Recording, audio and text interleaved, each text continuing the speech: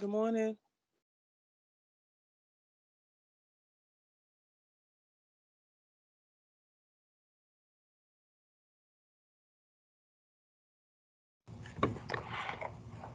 Good morning, everyone. If you will, go ahead and mute your mic. We'll get started in about 3 minutes.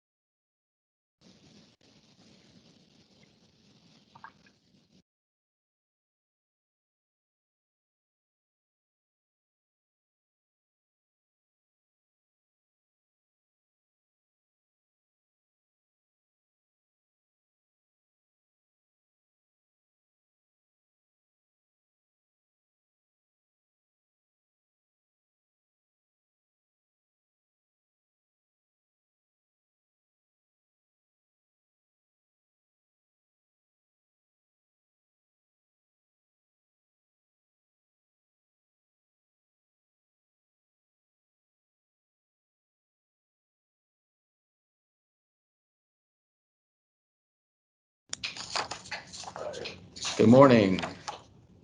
We should have on this meeting Langston Hughes, Westlake, and Tri-Cities. Jamal Balbed, I appreciate you joining the meeting this morning. And we're going to get started because I have 7 a.m. So I'm going to get started, just start with a couple of things and then turn this over to Ms. Smith. She has the first presentation. So today's meeting will address 4 key areas where we usually get a lot of questions. The first one is SHOP. Please note on this that masks were not required in the video in order to ensure good quality, audio quality. Second area is going to be operations, mainly focused on accidents, but we'll address a few other questions. And then I have an IT section that's going to show a video and take some questions, mostly on the bus equipment and just general support. And then the other area is going to be on mostly org related, and that's where Ms. Smith is going to have her presentation. At the end of the session, we'll share some feedback, questions from last week's survey. It's unlikely we'll have time to answer every question, but we'll get to some at least. And just for transparency, all the questions that were submitted last week, we are going to share out with everyone with answers. And just a few reminders, you'll remain on this Teams meeting for the entire time. We should be done by 11:30. Be sure to mute your mic during the presentation. And if you have a question, use your raise hand option. And I'm going to turn this over to Ms. Smith now. Good morning, everyone.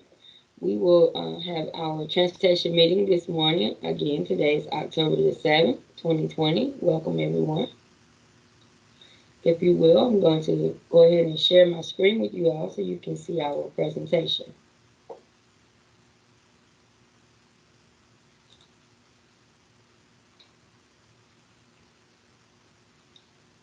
Okay. Everyone have that? Okay. So first we're going to talk about PTU. PTU is driver rodeo skills and rodeo scores, which will count as 25% of the score. We also have driver evaluation that will count as 75%. So PTU is Pupil Transportation University. PTU is scheduled to take place at the conclusion of this school year, and selection will be based on the evaluation score, which again is 75% and 25%, which will give you a total of 100%. You will be notified when the application process begins. So, evaluation scoring. In your transportation reference manual, it should be available today. It was available October the 5th. And it covers safe driving, professionalism, attendance, and preventable accidents. These are the items you're scored on for your evaluation.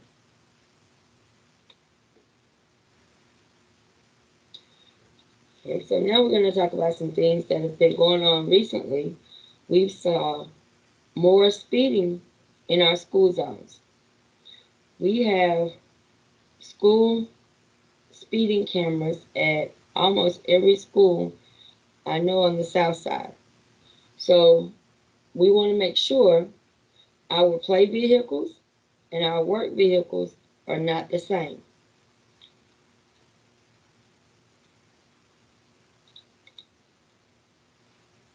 The speed on all Fulton County Schools property is 5 miles per hour while you're on the school property coming into the loading zone. We would like for you to slow down 2 to 3 miles per hour. For safety, please make sure that you are watching your speed. Safety is the key to our professional positions.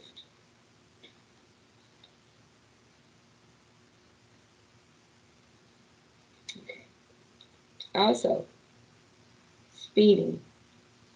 Drivers must obey the designated speed limit at all times while driving your school bus and your personal vehicle. Tickets may put points on your license, which could lead to a suspension. No license, no work. Remember, this is our professional position. We are drivers. Below is a list of roads where drivers have been pulled over in buses for speeding recently and also received speeding citations. Please note, if you receive a speeding citation, you are responsible to pay that citation. We will give it to you, and you will be responsible to getting it paid. These fines begin at $100 and they go up from there. So please watch your speed. Some of those locations are Stonewall Tail Road in the school zone, Campbellton Road Southwest in the school zone, Buffington Road in the school zone, Burdett Road, also, all of these are in the school zone, Union Road Southwest, Creel Road, Scarborough Road Southwest, where 3 tickets at this time has been issued, totaling to about $400. So, please, please, please watch your speed in your school zones.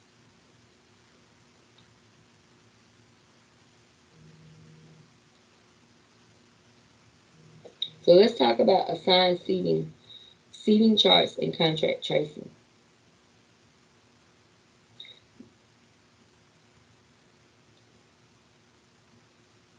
So you should have already began creating your seating charts and your assigned seating. As students are already boarding our buses, they began with phase 1. Now we're in phase 4. We will start full face-to-face on October the 14th. So it's good practice to begin early so you will be ready. Seating charts are to be turned into your supervisor by October the 23rd. Everyone must have a seating chart, elementary, high, and middle. That does not mean you have to tell them they have specific seating. At the beginning, I would suggest that you let them choose their seat for high and middle, especially, and then that's their seat. They can't move around. So if they choose to sit by a certain person, if they decide the next day they don't like each other, then they should not talk to each other, but still remain in the same seats. This is for contract tracing so that we can know where our students are. Assigned seating, also we suggest that you use a whiteboard marker to number each seat. There's no need for the names above the seats. You only need to put the numbers. And you cannot use adhesive on the bus. So if you begin numbering your seats on the passenger side with 1 and use odd numbers, or on the driver's side, you could use even numbers. This will assist you in keeping the seats numbered and knowing where the students are. And it's easy for the students to know their seat number. You tell them seat 2, they know that's their seat, number 2. They have no reason to be in seat 7. Okay? As students enter the bus in the AM and in the PM, ask them to turn and face the camera and state their name. This may not be a perfect solution, but it's a training moment for the students as well. They will learn to speak clearly and be able to articulate their words. If you have younger students that can't really say their name very well, that's fine. We still have our seating charts and you will have your student list. So once we look at the camera, if we need help identifying a student, we still have avenues to find them. Both seating charts and asking students to speak their names to the camera are for contract tracing purposes. This allows us to be able to go back and see who is sitting where on the bus.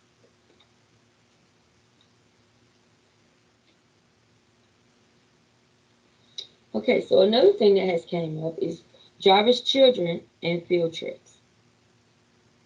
Driver's children are permitted to ride on field trip buses only if they are enrolled in a Fulton County school. Students enrolled in any other district are not permitted on our buses at any times, and this includes field trips.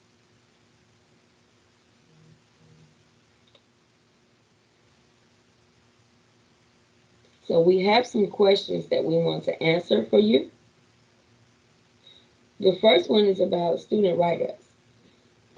Yes, drivers should be keeping a record of their student write-ups, knowing if you have a first offense, you want to keep a record of that.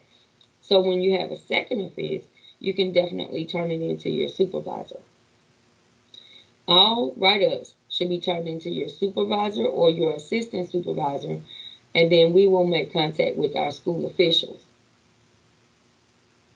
And you can see your supervisor for their format, how they would like that to be given to them. It is easier while we're doing the pandemic that we do a lot of emailing. Okay, so email your supervisor and let them know that you need to speak to them, and they will definitely let you know how to send that information in. Okay, we have low-hanging limbs and branches a lot in our rural area. We do have a lot of trees that tend to hang over into the street. especially after it has rained. So please make sure you're watching, being very careful, slowing down. If you see this low-hanging branch or limb, please try your best to avoid it at the time and contact Mr. Davey Riley at our main office, which is at 470-254-6060. If you will let him know, he can make the proper contact to the officials to let them know that that needs to be corrected. If a low-hanging limb or branch should hit your window and it breaks, you must immediately radio dispatch for assistance, and they will direct you as your next steps. Make sure that if any glass breaks, that you keep the students well away from that area until help arrives. Okay, student identification and contract tracing. Again, you're going to ask your students to say their name, face the camera, say their name before going to their assigned seat when they're getting on the bus. And the same thing in the afternoon. Ask them to turn and face the camera and say their name. And also make sure that you have your seating chart. Again, this is going to be very critical as we're moving into more students riding our buses. We will need to know who is on the bus and where they are sitting and who they are sitting next to.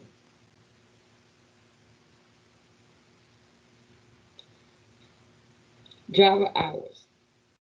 Okay, so we are guaranteed 30 hours per week. We are guaranteed 30. Our maximum is 40. So yes, we will ask you if you're getting very close to 40 hours, okay, we need to make sure we're on top of it, we're watching it, because we do have, how should I say, figures and budgets that we have to maintain. So we do have to watch and make sure that we are being proactive and watching our hours. Okay, safe school videos.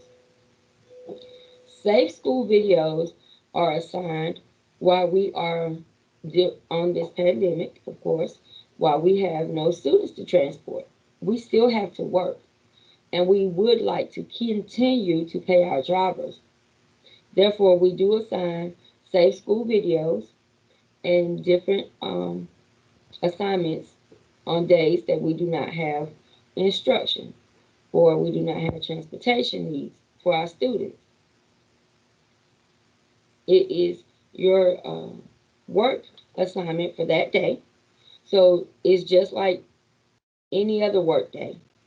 You're assigned a task and you must complete it. Some of these safe school videos do have deadlines, and we expect you to meet those deadlines. Again, these are usually days when students are not being transported. We have had the fortunate time during this pandemic time to work with nutrition.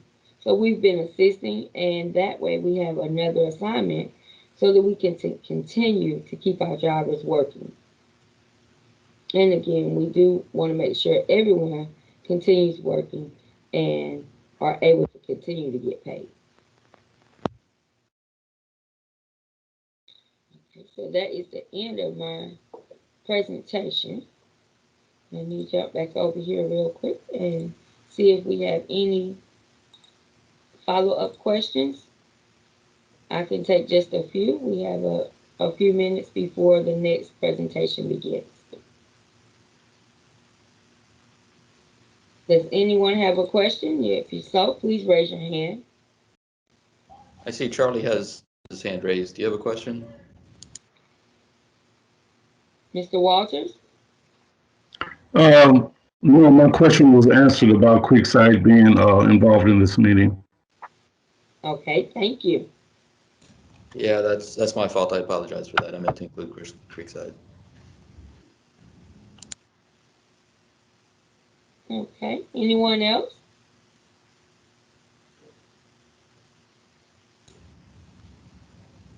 A couple of questions in the chat. What's the process reporting students who do not um, stay in assigned seats? And how long do we have to ask students their names?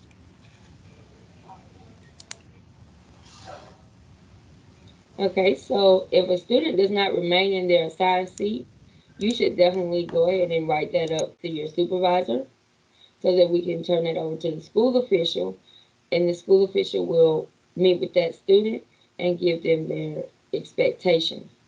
We are expected, just as always, to inform our students of their seat and ask them to remain in it.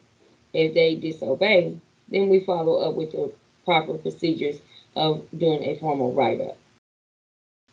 Also, we will be asking for students to face the camera and say their name until we feel that we are in a good enough position where we don't need those anymore. For right now, we will continue until further asked.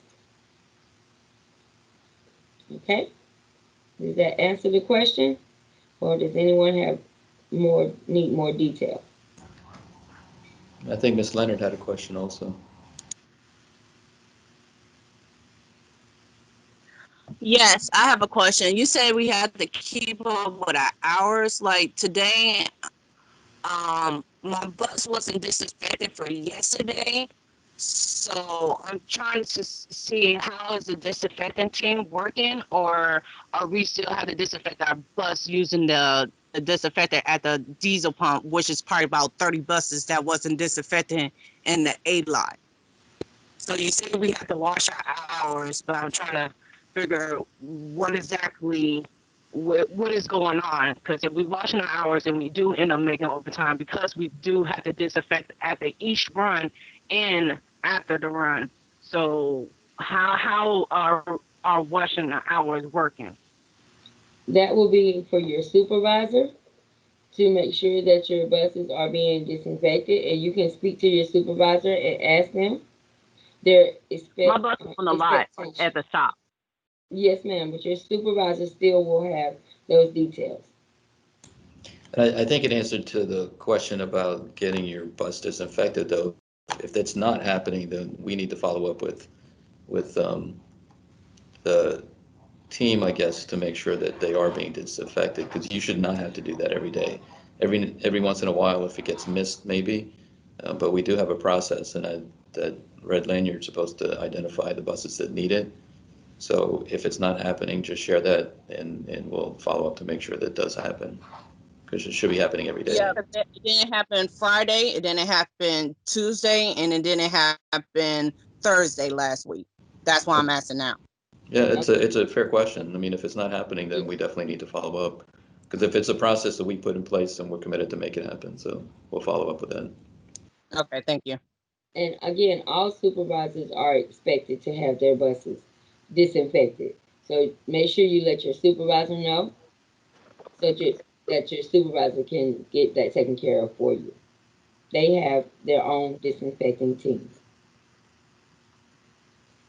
Okay, we have Mr. Sutton. Hi, good morning. In reference to the student saying their name, like facing the camera, saying their name, I do get the principle and the concept. It it would seem as though that would it would be kind of risky to do that. I know with social distancing, that's a certain amount of feet, but if the student has to face the camera, they're gonna be like within say a foot of us, and if every student is essentially talking within like a feet of us or a foot of us with, I mean, from what I've seen, masks that don't necessarily fit well, it would seem kind of, I mean, I guess risky or high risk. Is there potentially another way, or was any other suggestions about how we could accomplish the goal without having so many kids? I mean, so close in such close proximity talking to us. or to the camera?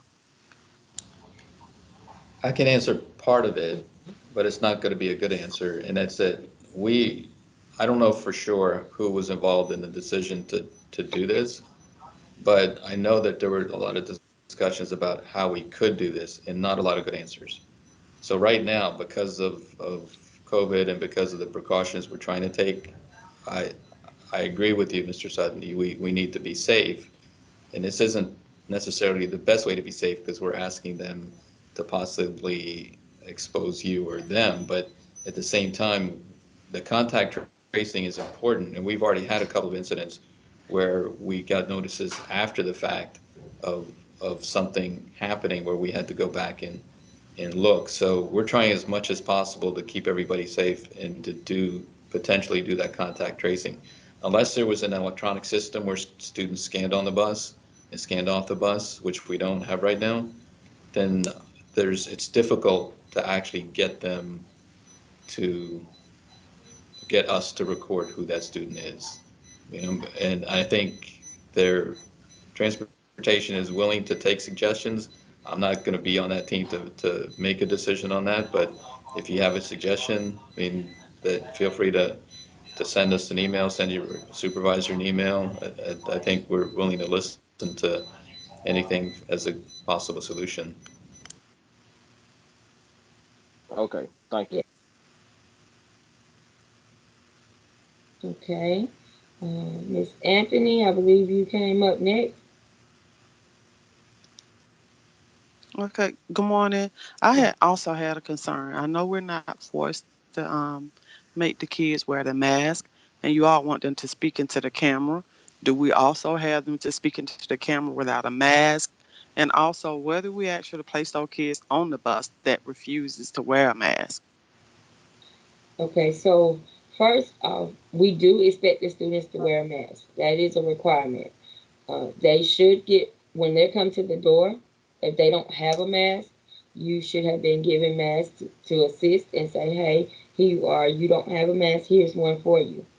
Okay, if that student refuses to wear that mask, that's fine. We still have avenues to know who they are. You should have a stop list to tell you who's getting on at every stop. So you do not have to have them to speak their name if they don't have a mask on.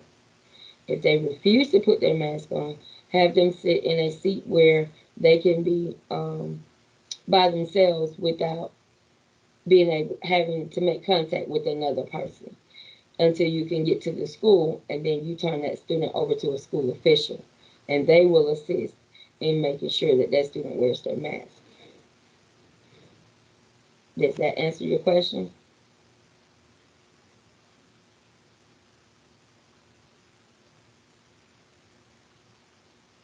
Miss Anthony? Yes, thank you. You're welcome. Okay, I kind of lost touch with who was next. Yes, thank you. Okay, thank you. I think the next question is for Taylor.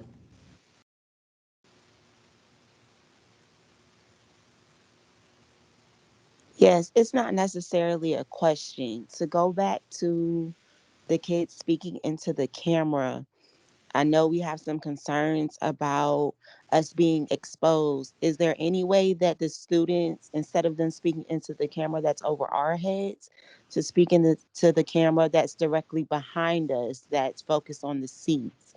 Will they still be able to be heard if they spoke into that camera instead? I think that is something that we would need to look into. Technically, yes, they would be heard, but it's easier to do the front camera if we're doing everyone in the front camera. The challenge with it is the other cameras are different types of cameras, so they're the wide view cameras. So we may not necessarily see the student as clearly as he would as the camera over the driver's compartment, just because of the different type of camera. The camera over the driver compartment is more of a straightforward camera, where the other ones are a wide view. So it distorts the image a little bit. And in my video, in a little bit for IT, at the end of the video, it shows what the cameras look like, and you'll actually be able to see the different types of camera views. So I don't, it's not a, a perfect solution using this camera, but it's better to use the driver camera than it is the compartment camera. Okay, thank you. Okay.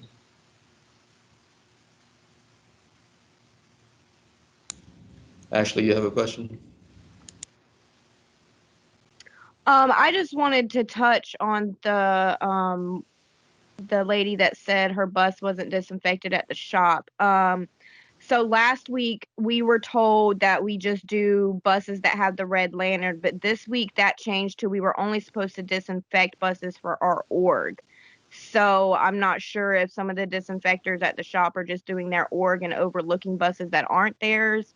But I know that's what we were told. So the process has changed from last week to this week. Are you on the team to do the disinfecting?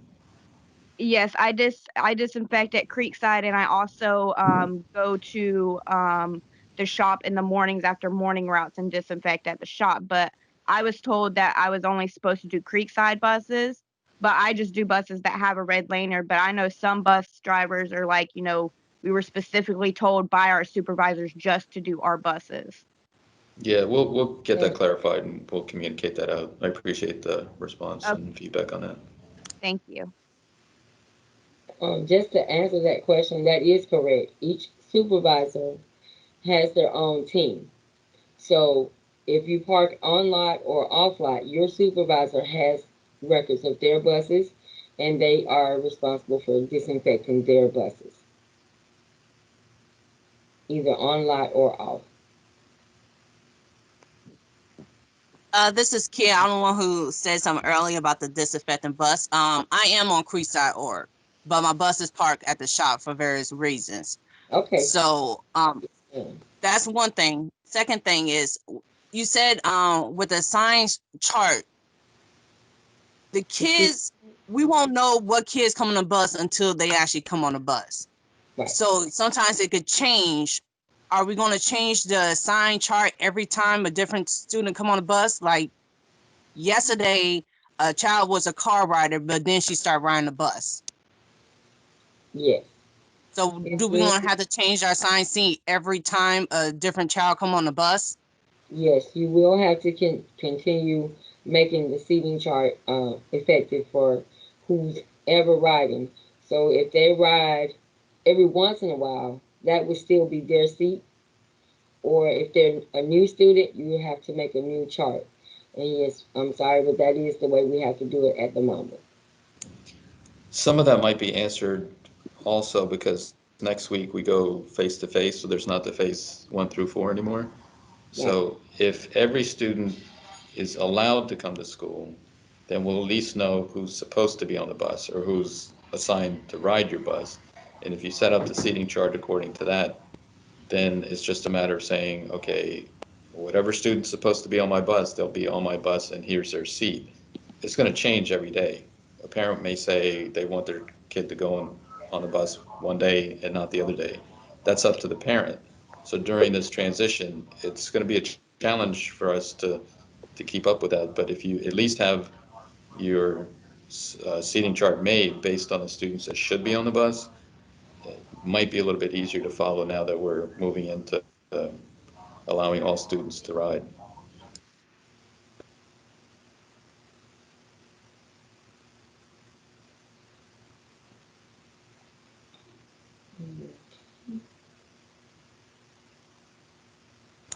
Ms. Anthony, I think you have a question.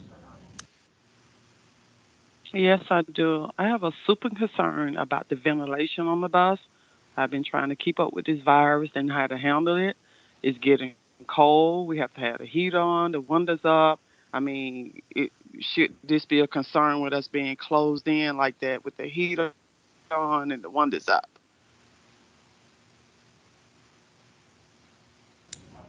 Yeah, I don't know that that's the one, but that Ms. Smith and I can answer. I mean, I sympathize with your concern, and I'm not sure what a good answer is, but we're hoping that the disinfecting that's taking place on the buses helps to minimize, it's not going to eliminate the exposure, but help to minimize any potential issues that do come up. And it's going to be difficult for all of us um, on and off the bus during the fall. But I don't know that there's a good answer for that. That one I'd have to push up the food chain because I don't have a good answer. Um, Also, Ms. Anthony, as always during this time of the season, if you leave the windows cracked just a little bit, it will keep the ventilation flow going. So you don't have to have the windows all the way down, just as we've always done in the past when we have, say, it's flu season and everyone is a little stuffy. You have to have the defrosters on and the heat on. If you crack your windows just to that first notch, it will keep some ventilation and some flow going. Not as much, but it will keep some going.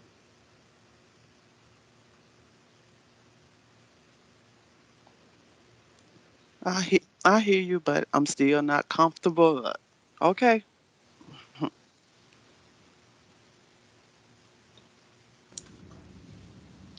Mr. Jones, you have a question?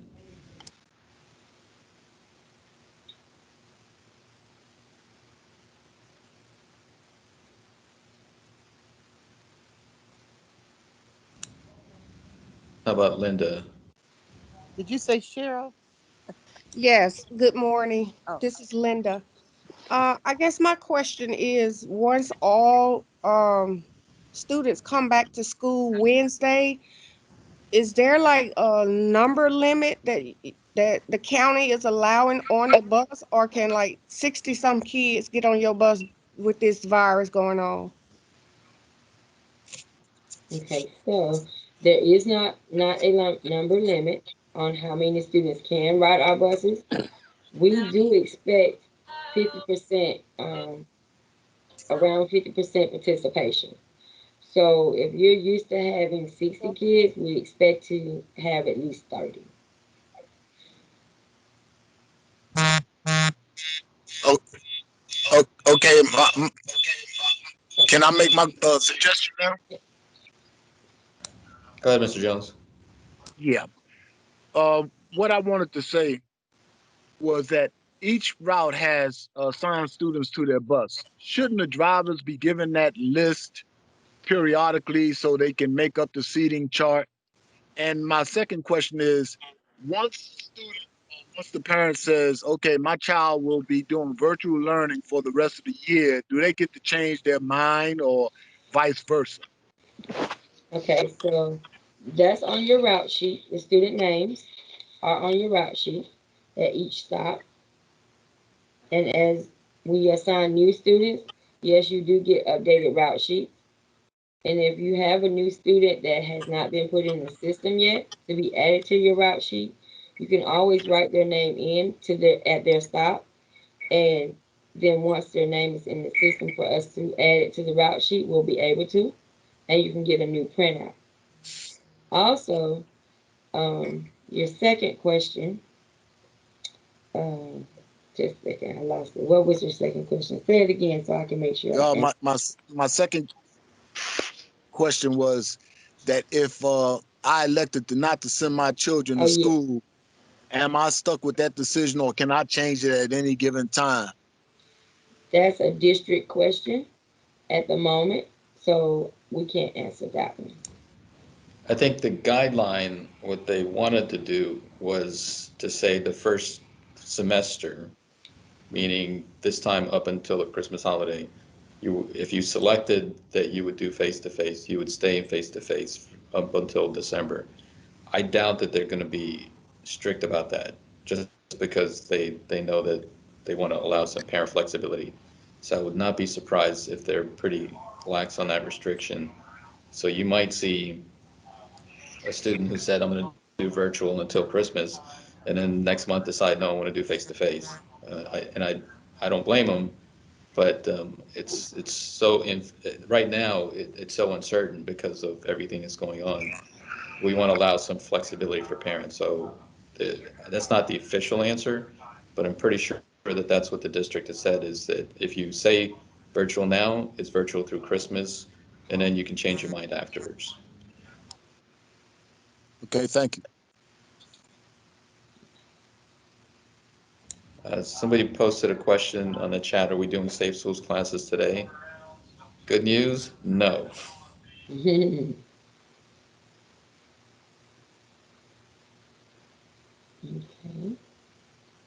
I'm sorry.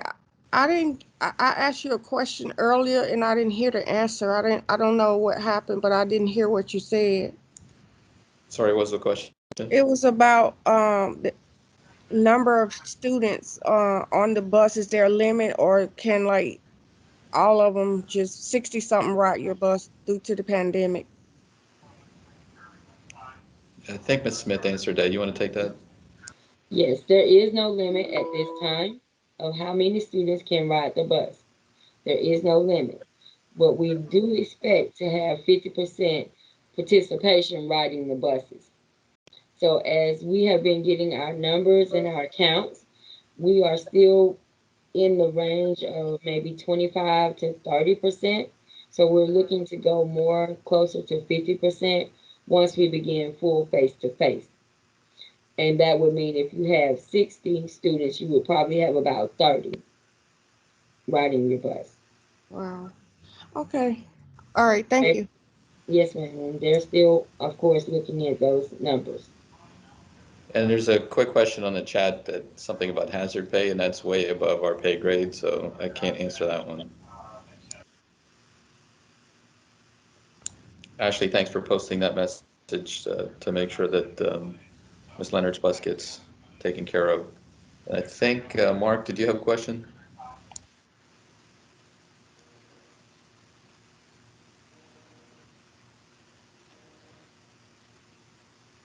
How about Debbie? Are you, you're up? Yeah, my question is the disinfectant, the label on the disinfectant that we've been spraying on the bus. If you read the back of it, it says it's hazard to humans and domestic animals. Is it safe for us to be spraying this and inhaling it and being, just be in the midst of it? That is a concern of mine.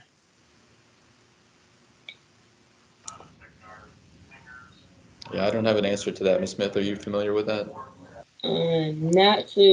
No, I am not. That would be something I think more so the shop would be informed of, but I will look at the label, but I do not believe it means, I think that means ingested, but give me just a moment. Yeah, and I don't think we would have approved anything that was not CDC approved to put on a bus to spray. So there's, I think we're going to check it to make sure, but I doubt that we would have allowed anything like that if it was unsafe. Everything that we've done is pretty by the book. If the CDC said we could use it, then we're using it. If it's not CDC approved, I doubt that we would have started using it. Yeah, on the back of the label, it just says it's irreversible eye damage. Says do not get in eyes, do not get on skin. It's pretty horrific, and I think it's just concerning. Yeah, we'll check on it. I see that as well. I'm looking at the bottle now, and it says it cannot be on the clothes or the skin. Okay, again, you would need to make sure that you're using precautionary measures when using any chemical. It's also said that we need some goggles as well to use. If we are using the spray, we are meant to have some kind of goggle or face mask. I know everybody don't have face masks, so. Yeah, if you don't mind, we'll table that question and then we'll get an answer for you and send it out to the group.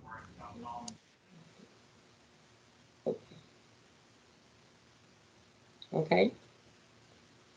Next question. Tammy Streeter has an answer, but her hand doesn't work. I mean, a question. Tammy, go ahead. Thank you. What I was going to say is the solution to having your students state their name at a pretty much good distance is to have them say it from the bottom step. I normally say good morning to my students as soon as they hit my door. So if you could stop them right there and have them say their name, that may be somewhat of a relief. And also with the solution that we use, a little drop did get in my eye one day, and I did report it. And what I did is I washed my eye out with some water that I had on my bus.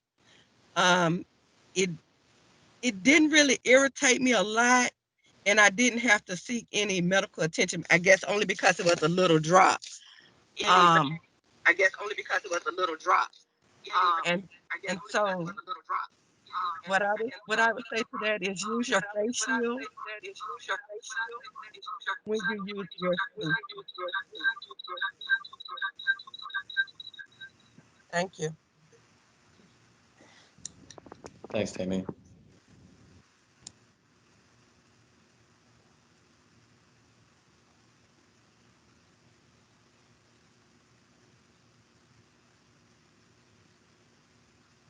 Okay. Do we have anyone else that has a question? Yes, I Okay. do. I have a I have a question. My hand's been raised. Go ahead, Ms. Marshall. And then Mark, you're next. Okay. Since there's no limit on how many students can ride the bus, what's the point with the seating chart? The seating chart. What are we making the chart for? To know who's on the bus. So you will know who is actually riding. Basically, we just need a list. What's the chart for? If we're gonna have 60-something students on the Uh, bus, just want to know where they're sitting at. okay, one moment, guys. I think we have some technical issue going on. Give us just a moment, please. It was just feedback on somebody's phone. I think we're okay now. Okay. I'm sorry, the video was actually cut, But cut it short. I'm trying to find it and get it back playing. But I think the bigger question is going to have to be addressed with your supervisor as far as the seating chart and expectations for students on the bus.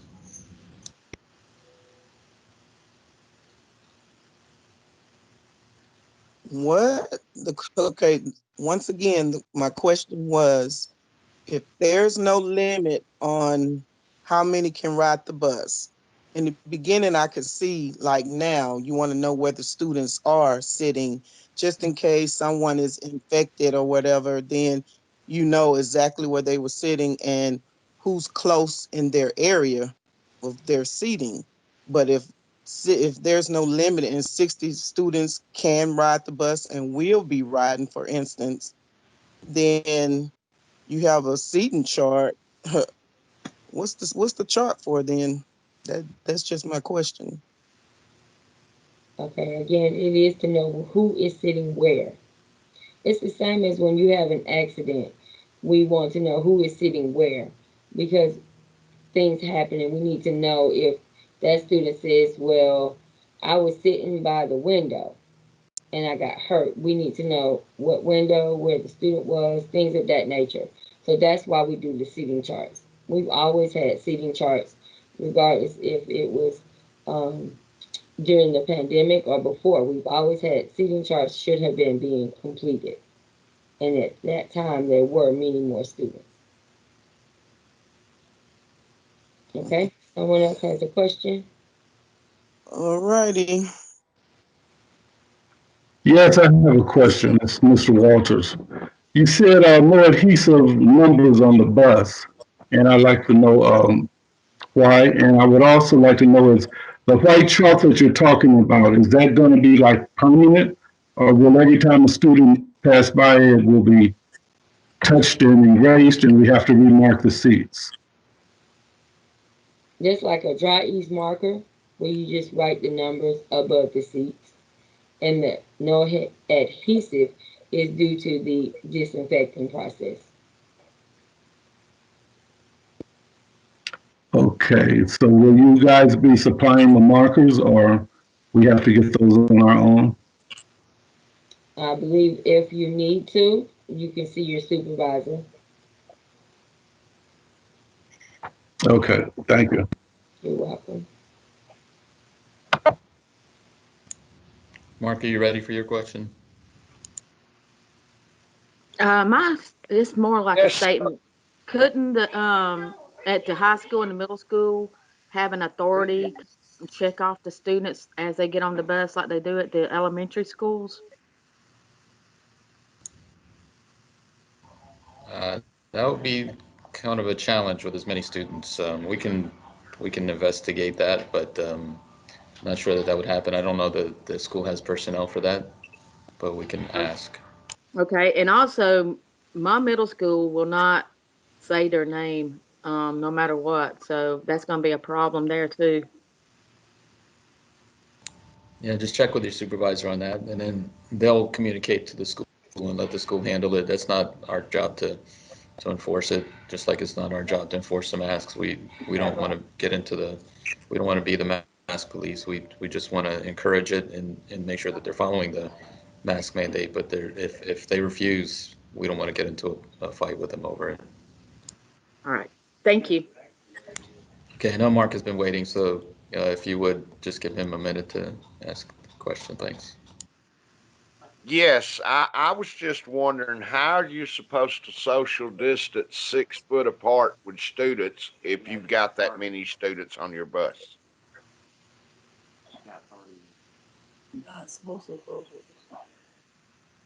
Yeah, I think we're back to the same kind of question that's above our pay grade for Ms. Smith and I. I know it's a challenge at this time, and we're trying as much as possible, but at the same time, we've got to do our jobs and get our kids to school. So I don't know that we can uh, forcibly enforce the 6 foot distance.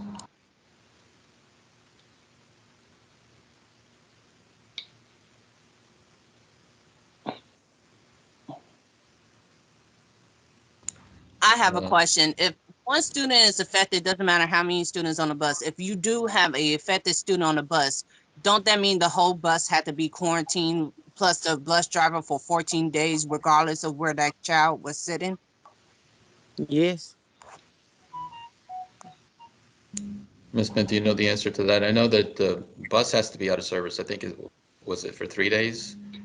I don't think it's 14 days for the bus. I don't remember seeing a date or a amount of time. I do know that that's something that um, the team that works with the um, COVID team, they reach out and they are the ones that are very knowledgeable when it comes to someone being infected and or being in contact with an infected. So they do the contacting and they do let us know who needs to be quarantined. So I do Well, know I that, had two students already, so I was asking because it's not like they will tell us, oh, that child had COVID-19 or anything because of HIPAA law. That's why I'm asking now because I already had 2 sick students. okay. I think what Ms. Smith and I need to do then is go back and get some of the district, I guess, policy on these things and make sure it's clear. And we'll post that on our Bus Driver Corner page just to make sure that we have everything and try and answer all the questions that have come up today. We've got about 5 minutes before the next session, but I do want to respect your time and also answer questions from anyone else that has it. But because of the questions that have come up, mostly related to COVID and safety on the bus, then we do need some answers on that. We'll get that as soon as we can. Are we gonna have a chart to go by? Are you all gonna issue that out, or we have to make up our own? Is that for the seating chart? Yes. Yes, they were already given out and they are on the driver's corner. So you can They rent those from the driver's corner or you can just ask your supervisor for more. Oh, okay. Thank you. You're welcome. They're the same as the ones in their accident packet. Oh, okay. I have a question. Now, if that chemical that we're using to spray the bus or the seats turns out to be lethal or whatever, what do we do then? That's an answer we're going to clarify. And that's what I was saying. We need to get some answers for you that we don't have right now. And that's one of them especially. So we'll get that answer no later than end of day today. We'll try and clarify on that.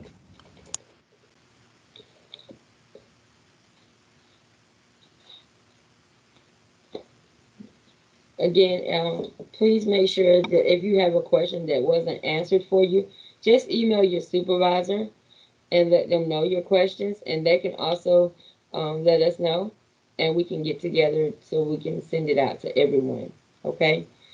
We do thank you for your time, Mr. Bovet. If you have anything else, Now, we have a few minutes before the next session. We're going to start the other one at 8 o'clock. So if you would just stay on this call. And then I believe the next presentation is going to be IT. So that's my part. So I'll be back at 8 and go from there. Thanks. thank you. I have a can we use bleach on our buses to clean that stuff? That bleach kills anything. At the moment, no. Only use the hot disinfectant that has been provided by the county. So at the moment, please do not use any other chemicals on your. All right, thank you. You're welcome. Thank I have a you. question. Yeah, Is is that disinfectant system that we're using on the bus and the one that they tell us to use at the shop, are they the same solution? yes, They're the exact same solution. they are. One is differently concentrated, I do believe. So one is a mist, comes out like finer. So it's a mist. It's not like you're wiping with it. It's a mist. That's why we Okay. use a different machine. And All right. the one we supposed to wipe down the seats after the kids get off the bus? It's the same solution. One is in the form of a mist, and the other is in the spray bottle. So what's the purpose of us coming to the shop in the afternoon? Like I had a field trip last night and I had to open all them gates, got all the way over there to the fuel island, opened that machine, and then there wasn't nothing in there. And then I had to drive all the way back and close all the gates. So what was the purpose of telling us to do all that if it's all the same solution? Because again, one is a mist, which sprays more and wider. Okay. But if you'll just stand by for the shop, then they will do their presentation in just a moment or sometime during this meeting. Okay. All right. Thank you all.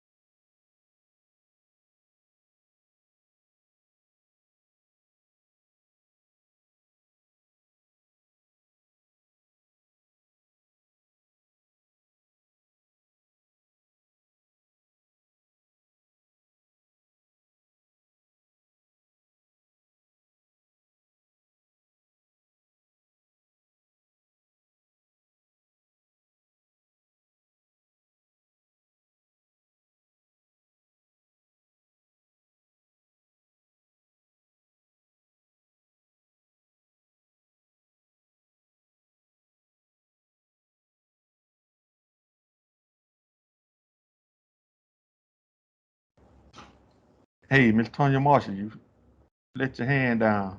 Let your hand down. Your hand still raised.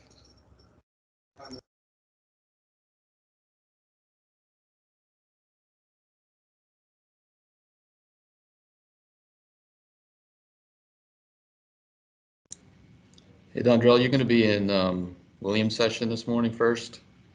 Next session on my schedule is IT.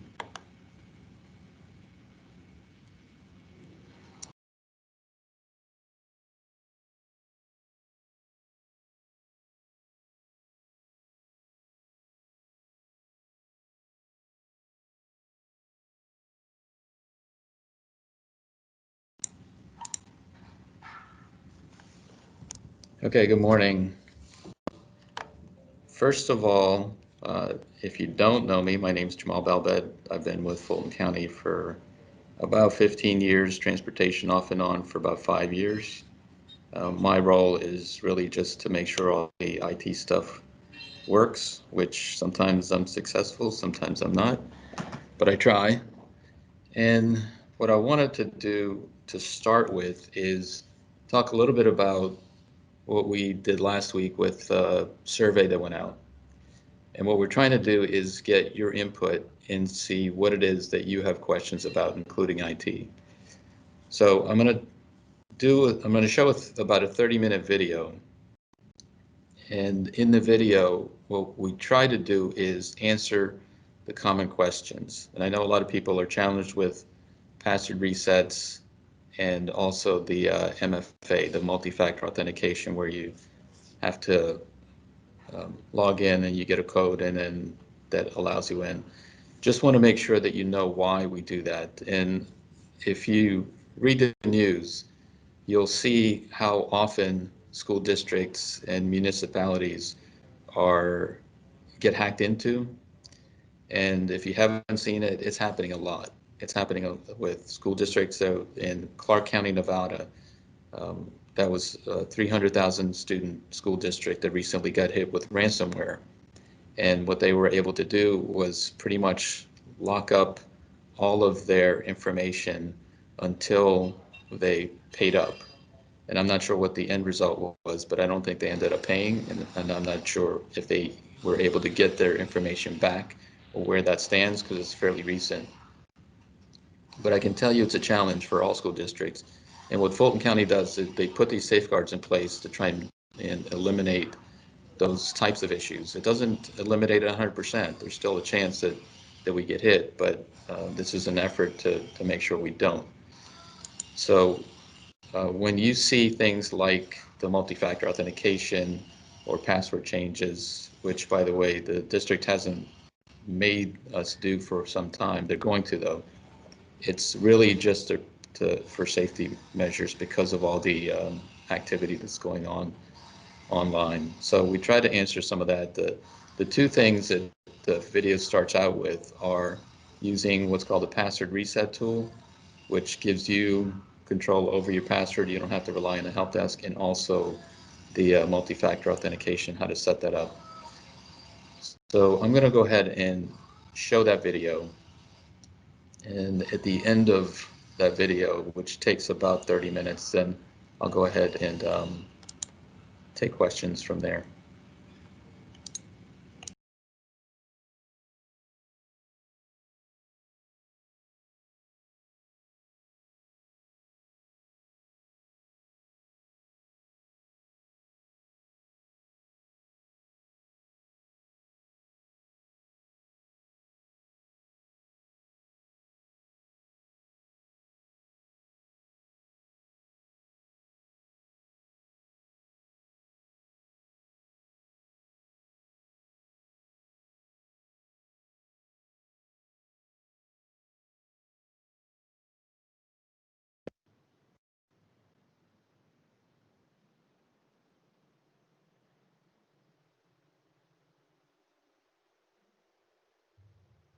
One of the most important things you can do to help yourself is to register for the password reset tool.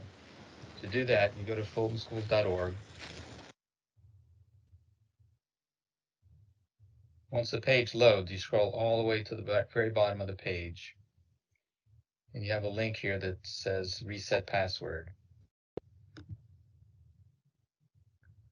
If this is your first time on the site, you can download the instructions to reset your password, or you can just go ahead and register.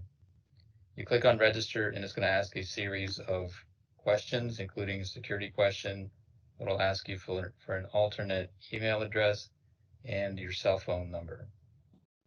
And you do that because once you do, it'll give you the option to reset your password online without having to call the help desk or get one of us to help. So you would just sign into your account here with your full email address.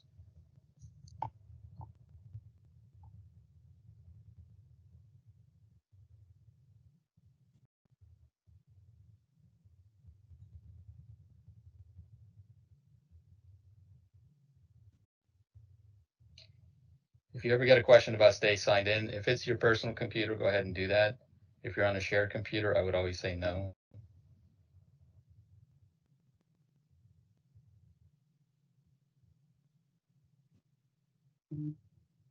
So because I've already registered for this and I'm trying to log in again, it's going to ask me to enter a code that was just texted to my phone. In this case, I'm not going to do that. I'm just going to close this page.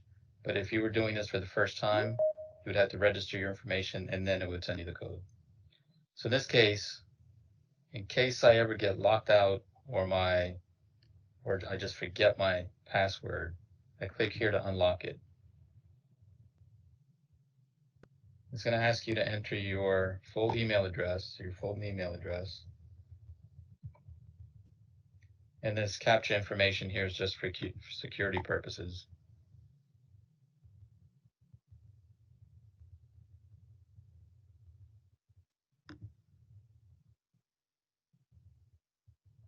And when I enter that, I get an option of I forgot my password or I know my password but still can't sign in. So you choose this one in case your password gets locked or your account gets locked. In this case, I'm going to say I forgot my password. In the next screen, it's going to ask me how I want that information sent to me. If I registered with an email address that's not the Fulton email, I can have it emailed to me, or I can have it texted to me, or I can have a call or answer my security questions. So if I just put my cell phone number in here and I text and click text, I'm going to get a text with a code, and that'll allow me to either unlock my account or reset my password, whichever applies. So this is one of the best things you can do, because if you ever get locked out and cannot get in and don't want to wait for the help desk or can't get a hold of anyone at the help desk or one of us, this will allow you to do this by yourself online. One question that we get asked a lot is to how to access Employee Express to see your pay stub or enter a leave while you're off Fulton County property. And what you have to do for that is you have to sign up for what they call the MFA, Multi-Factor Authentication. That will send a text alert to your phone with a code that you enter. So in order to do that, it's a little bit different. What you have to do is go to myprofile.microsoft.com.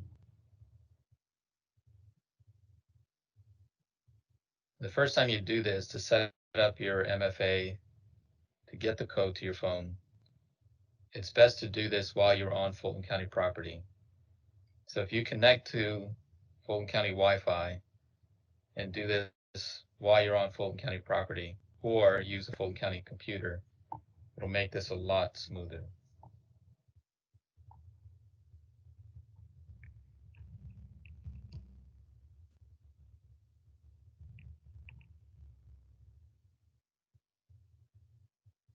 So in this case, I've already registered for the MFA, so I get right into the page. If you have not done this before, it's going to ask you a set of security questions. So you have to set up your security questions first and enter your cell phone number. Once you have this established, you'll be able to access the Employee Express or any of those restricted pages while you're off Fulton County property. It's just a matter of going to myprofile.microsoft.com, entering your security information, which includes your cell phone number and some security questions. Just do that one time and you're all set.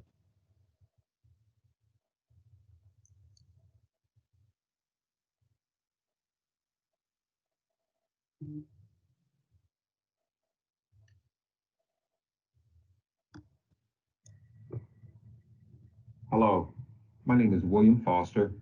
I'm part of the technical support team for transportation services. In this period of instruction, I'd like to take a minute and show you a new tool we have access to inside the employee portal. This tool is called Fiori. In order to access Fiori, you first go to the Fulton Schools main webpage, www.fultonschools.org. Once at the main webpage, you'll probably have to scroll down just a little bit till you see the employee portal. Click the employee portal link, and now you'll be inside the employee portal where you can scroll down to the bottom set of buttons, the blue buttons, the My App buttons, and one of the apps underneath there is called Fiori. Click on the Fiori link. Now that you're inside the Fiori window, you'll quickly have access to view your pay stubs, to manage your leave requests, and even to view your benefit plan. Fiori, you find it inside the employee portal off the main Fulton County Schools website. Fulton County Transportation uses Safe Schools for all their online courses. In order to get to Safe Schools, go to fultonschools.org homepage. Scroll down a little bit and you'll see a link for Employee Portal and ClassLink. You can go directly to ClassLink, but if you have trouble, try logging into Employee Portal first and then ClassLink. So here I'm going to go to ClassLink first. For your login, you use your Fulton County username only and your Fulton County password. Once your ClassLink page comes up, you'll see a link that says Safe Schools. You click on Safe Schools. If you get this message where it says continue to website, check again, or install extension, if you're on your home computer or any other type of device, you can click on install extension. And the next time you log in, your login for ClassLink and Safe Schools will be connected and synced, and you won't have to type in a password again. If you don't want to do that, if you're not sure, you can always click on continue to website. The only difference will be here when you go to the Safe Schools page, you'll have to put in your login one more time, which is again your username only, as well as your Fulton County password. Once your Safe Schools page comes up, this will be your home page. All the courses you have assigned to you will be in this dashboard. If you don't see courses here, you can always do a search for them by clicking on View Library and do additional courses. If you ever have trouble with ClassLink or Safe Schools, or getting to Safe Schools to see your courses, we have it posted on here on our transportation page. If you click on Employee Portal and log into our Bus Driver Corner page, here you use your Fulton County username again, Fulton County password. Click on the link for Operations, Transportation, and Bus Driver Corner. And over here on the right, you'll see a link that says how to access Safe Schools. So this gives the steps to access Safe Schools and also to access your courses if you do not see them on your dashboard. The other thing that this provides is information if you want to do it from your phone and using the ClassLink app. There are a couple of steps you have to do. So the first thing you'll see here is you'll see the option to download the ClassLink app. The first time you launch the ClassLink app, this is what it looks like. Nothing will be populated. It's going to ask for a username and password, but don't type it in just yet. What you have to do is search for your school. And it's not a school that you're searching for, it's a school district. So from the first time you launch your ClassLink app, type in Fulton. It'll populate Fulton County Schools. You select that. From there, you use your username and password. If you choose this option from your phone or a tablet, the next time you log in, this will automatically be populated, and all you have to do is username and password. You can also select the option to remember me. It'll remember your username, but you'll still have to type in your password to log in. Once you sign in, you'll see all of your courses the same way you would on a regular computer login. To set up your Office 365 email on your phone and stay productive on the go, use the Outlook mobile app. Let's first set it up on an iPhone. then an Android. Go to the App Store and search for Outlook. Install the app. When it's finished, choose Open. Then get started. Choose whether to get notifications, then Allow. Enter your Office 365 email address, then Add Account. Enter your password, then Sign in. We won't add any more accounts, so choose Maybe Later. Learn how it works, then Finish. You can work with your email, calendar, and contacts from anywhere using the Outlook mobile app. Setting up an Android is very similar. Go to the Play Store, search for Outlook, then Install. Choose Open, then Get Started, and type your Office 365 email, password, and sign in. Skip adding more accounts, learn how it works, and finish. We see our email, calendar, and contacts in the Outlook mobile app. You can add more Office apps like Word, Excel, and PowerPoint to your phone so you can work on documents as well as email on the go.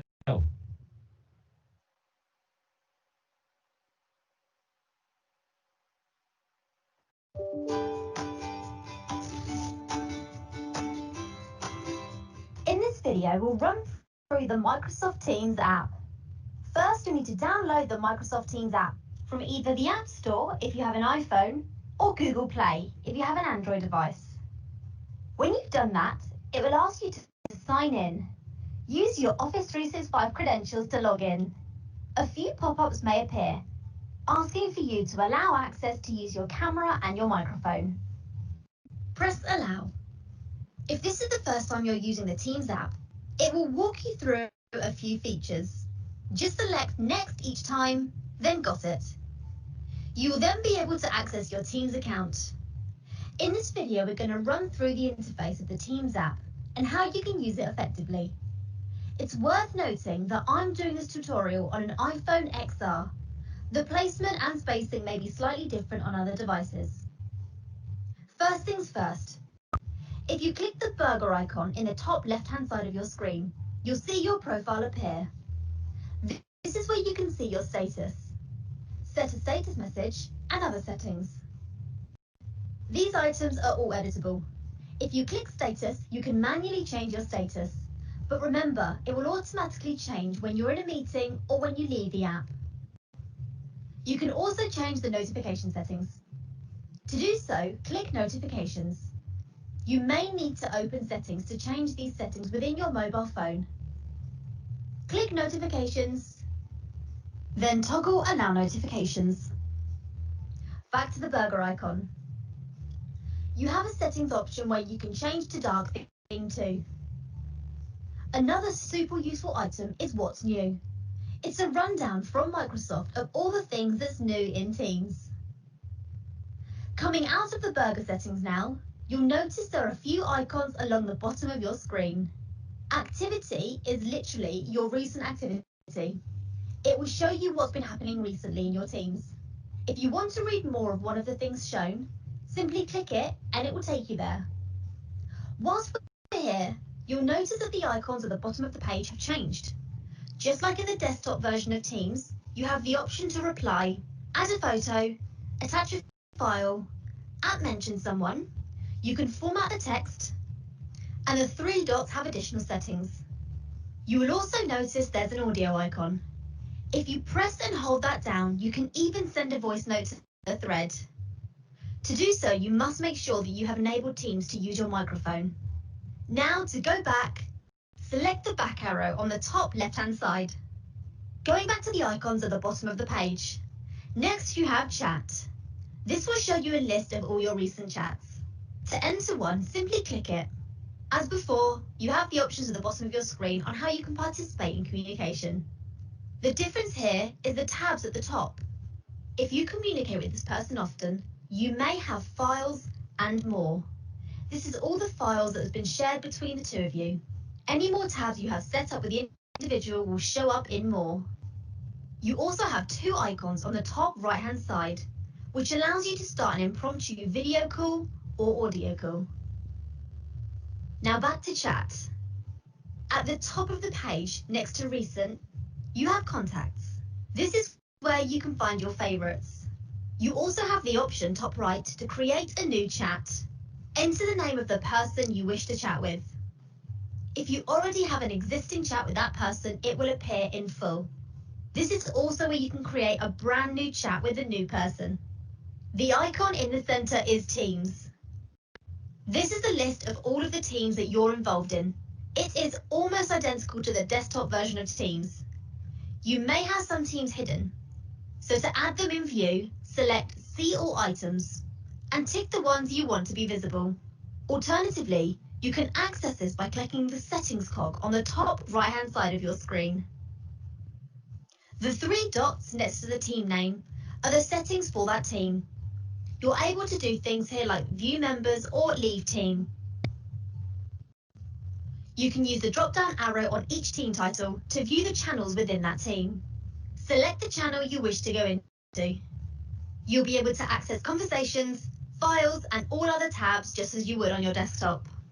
Once you're in a channel within a team, you can create a post by selecting New Post. You can either type a message you wish to post, record an audio clip, or attach a file.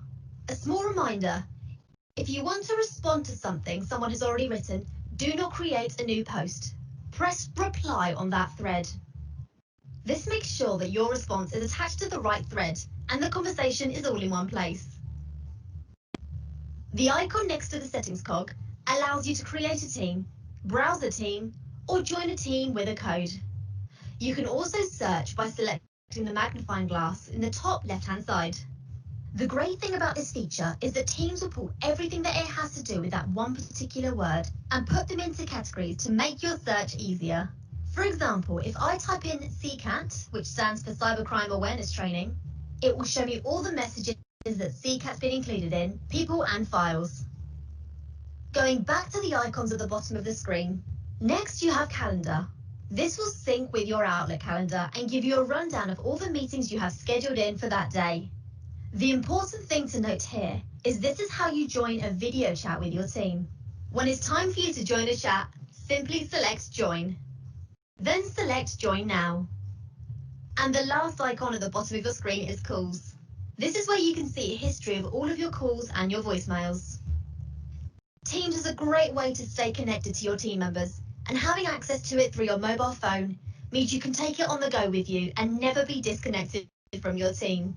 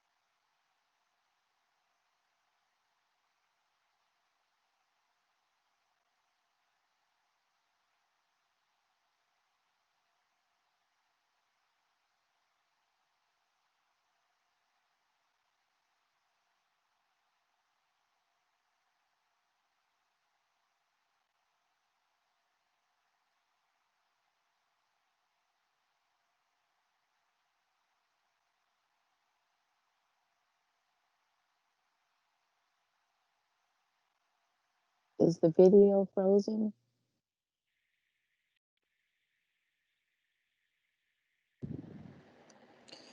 Yeah, Yeah, it got Jamal, you. Oh, I was it gonna got say, stuck. I I'm didn't trying to know if restart you. it now. Yeah, just give me Oh, a okay. minute. I I'm just trying to want to make restart. sure it wasn't my end. I just want to Yep, make I'm sure it just wasn't here. my end. No, Okay. it's on my end. Thanks. Okay. Okay. Thanks. Yeah, me too. I was trying to figure it out too.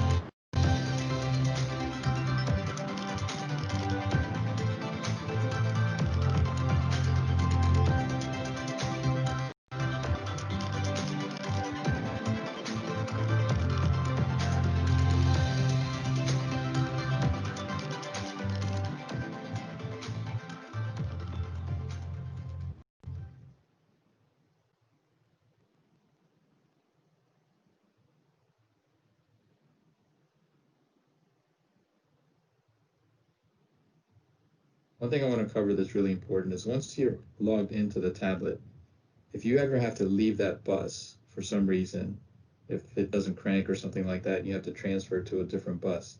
There's a couple of ways you can do that, but the best way is to, just so you don't lose any of your time, you go to the time and attendance tab, you click the option that says transfer, the next screen you click new clock.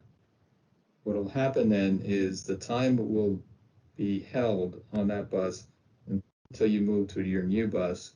You log into the new bus, your clock in on that new bus, on that sub bus, will then transfer over. So by doing this transfer option, you will not lose any time by moving from one bus to another.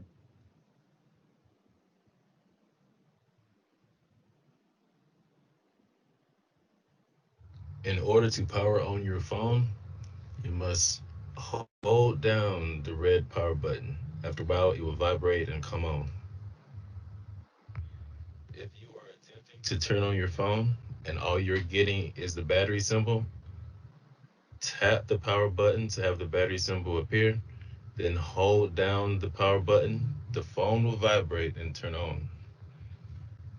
If you're having problems with your PA radio, check and make sure that the noise suppression switch is off. Make sure that the PA is on the appropriate setting, which is auxiliary 1. Pressing the dial there will take you to auxiliary 1. And ensure that the internal external switch is set to internal. If you are receiving calls and unable to hear them, we want to make sure that this blue light is on. We check to make sure the junction box is on. And if that light isn't, make sure that the noise suppression switch has been turned off. If for some reason your microphone's not working, check and make sure that the auxiliary cord is plugged into the top of the phone.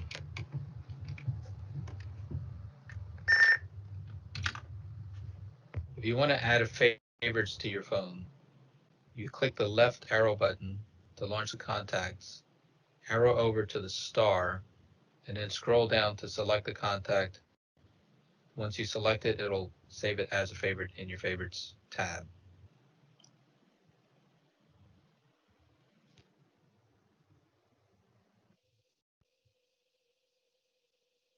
Your panic button should remain solid.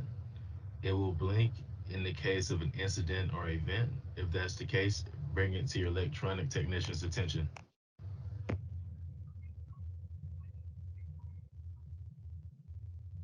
All Fulton County school buses have a bus camera system with a minimum of 3 cameras. As you can see here, this bus has 4 cameras visible.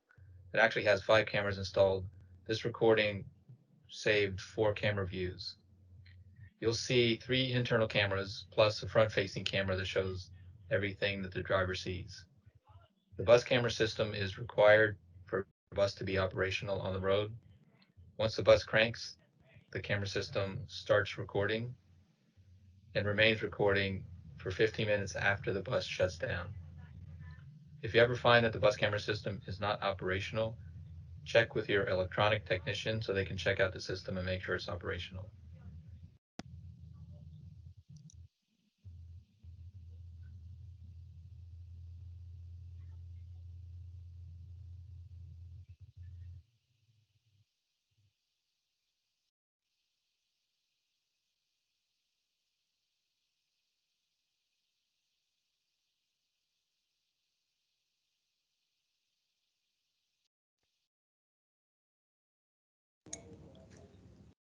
Okay, I am back, and I know some of that information was you've already heard, you've already seen, you're already familiar with, but I wanted to make sure that we get that to you. And also, since we're recording the session, for anybody that misses it, we can replay it. And what we plan to do is share the video clips. And thanks to Desi for making that Synovia video, and Audrey, she assisted also in making that Synovia video. So that not only existing drivers, but I think it'll help also new drivers coming in to understand the tablet. So table's open for questions if you have any. we've got another session coming at 9:30, but open for questions now. If anybody has it, please use the raise hand feature, and I appreciate you being respectful of that this morning. Ms. Leonard, do you have a question? Yes. In the beginning of this semester, my Synovia tablet was doing a navigation at first for the first week or two, and then it had stopped. Yeah, that's a good question, and it's on our Q&A document that we're going to share out. What we did was, what we wanted to do, we wanted to start out with every bus having navigation enabled, and part of it isn't because we know navigation works with the route. We wanted to make sure that navigation was enabled partly for the route, but also if you're doing a field trip on that bus, that we can use it for turn-by-turn directions. The problem that we came up with was when we turned on all the buses, there was some glitch in the Synovia system that caused a problem with not only the clock in, but also the route import and some other things. So we basically just had to turn off the navigation. So we're going through and making sure that the next time we turn on navigation, that everything is updated on Synovia's end, so it doesn't happen again. The plan still is to enable navigation. We just want to make sure that it works right the first time. I mean, the next time we turn it on. So you should be seeing that in the next month or so. Okay. Also, this is not a question or anything. It's just when I was using it, after I go by each stop, I had to hit that I had arrived at that stop for it to go to the next step. Because it would, let's say I do at my stop and I kept going, it will just keep telling me to go back to that stop I had already went to if I didn't hit, I already had arrived at the stop, and then it will move forward to that point. Yeah, that was one of the challenges that we have with navigation also that we've been testing for the past year. And it's something we're working with Synovia on still. So the navigation isn't great. The idea was that navigation would eliminate the route sheet. It's not going to happen. I don't see it happening this school year, but we're working to make that happen eventually. I mean, ideally, we want to be able to have everything populate on your tablet, including student list, your route. You press a button, your route loads, tells you where to go. If you don't stop at a stop that's on your list, that it'll readjust. But right now, it doesn't do that. So we're still working through some of that. Ms. McCoy? On the pre-trip inspection, it has Yep. the COVID-19 sanitation inspections. Mhm. Do we do those every day with both pre-trip and post-trip, or just when we have to get new supplies? Check with your supervisor on that. I know initially when we did phase 1 and phase 3, the request was to do it every day. I don't know if that has changed, to be honest.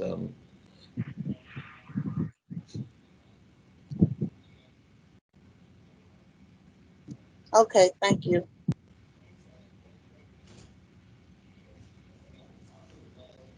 So hopefully, if there are no more questions, the main thing is that, and I know we struggle with the password change, we struggle with the getting locked out and everything, but using that password reset tool, if you set that up, it's so much easier because then you control your password. You don't have to worry about help desk or one of us getting to you. And also want to make sure that you see where it is that you can get help. On our bus driver corner page, scroll down a little bit. Myself, Tim, William, we have our emails, we have our phone numbers there. If ever you need any kind of assistance, most of what we're doing now is virtual, either through email or Microsoft Teams, but we can also do face-to-face if we need to. We just have to practice the social distance. And in some cases, what I've been able to do is a Microsoft Teams meeting with an individual driver and where they can share their screen. And I know that a lot of you are using Microsoft Teams on your phones, and so I wanted to include that clip, but some of it, like I said, is you've already done. You already know that. But even on a phone, Microsoft Teams is usually usually problem-free and easy to use, but sometimes you run into a few things that are a little bit different, especially where to find some of the functions and features. So I don't see any hands, so I don't know that I have any questions. I'm going to keep the meeting open because the next session starts at 9:30. So feel free to keep your Microsoft Teams session open and available, and we will reconvene at 9:30. And if you do have any questions, go ahead and post them in the chat, and I'll be sure to answer them when we come back.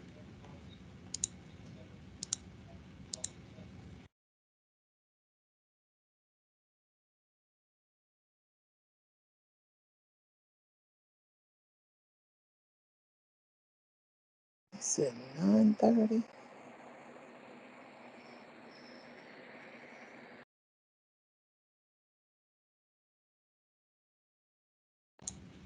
Yeah, the next meeting is at 9:30, and then we will finish 11:30 or sooner. The latest will be done is 11:30.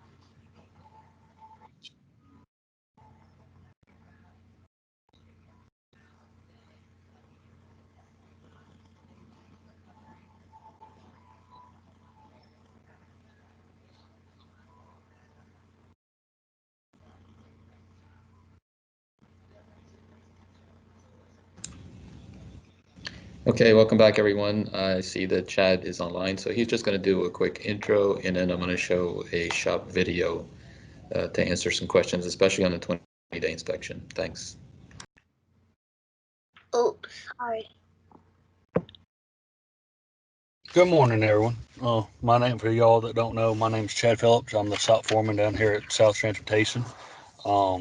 With Jamal's help, we've been able to put a video together showing you the 20-day inspections on more involved and what goes into it, so y'all have an understanding of what goes on when you drop your bus off for service on every 20 day. So I'm very grateful for Jamal's help. And thank y'all for everything that you do. I hope you enjoyed the video. And after the video is over with, the questions that y'all was submitted, if we have any time, we can go over them. If not, I think Jamal was going to post them where y'all be able to read all the answers that we had to the questions that y'all submitted. If you have any other questions, please stop by the shop at any time you'd like, and we can discuss the questions for you. Hope y'all have a good day. Enjoy the video. Thank you. All right, I'm going to go ahead and share my screen and start that video. Thanks. It's about 53 minutes, so sit back and relax.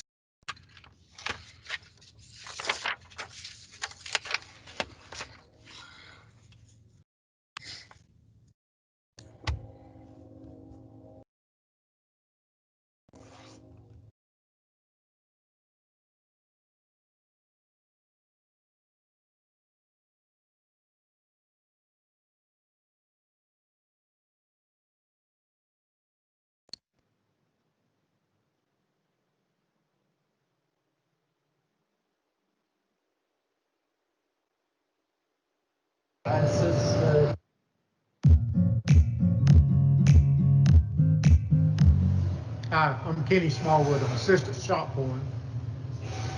Hello, I'm Chad Phillips. I'm the shop foreman for South Fulton County. My name is Mark Tram. I'm the assistant foreman. I assist the foreman with to Scotty. I should be able to do everything he could do, but just a lot less awesome. My name's Scotty McKenzie. I'm Fulton here in North Transportation. We're going to show you in this video today how we do a 20-day inspection. Pretty much in-depth video of our inspection process. And give you a little more insight of what it takes to keep the buses safe while they're on the road. I'm going to show you some of the details that we do go through. It's not the entire process, but it'll hit some of the areas, and hopefully you'll get more of an idea of what we have to do. Fulton County Transportation adheres to the Georgia Department of Education Pupil Transportation Department for all school bus specifications, as well as the requirement to inspect a school bus every 20 days based on a work calendar. Every school bus uses a school bus inspection report that lists every item that is checked every single time it comes into the shop for the 20-day inspection, as well as a work order form that gets completed for any work that gets completed on a particular bus.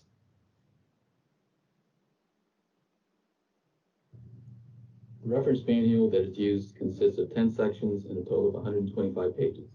All technicians are required to attend the training and be certified through GAPT. If you're ever not sure when your bus needs to be inspected, we have a place on our district website. If you go to fultonschools.org, follow the steps, log into Employee Portal,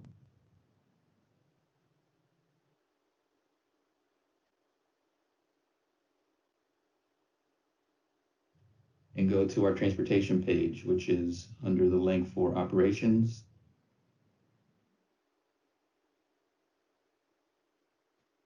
transportation, and bus driver corner. Over on the you'll see a link for bus inspection calendar. When you click on that calendar, you'll see an option to enter a bus number.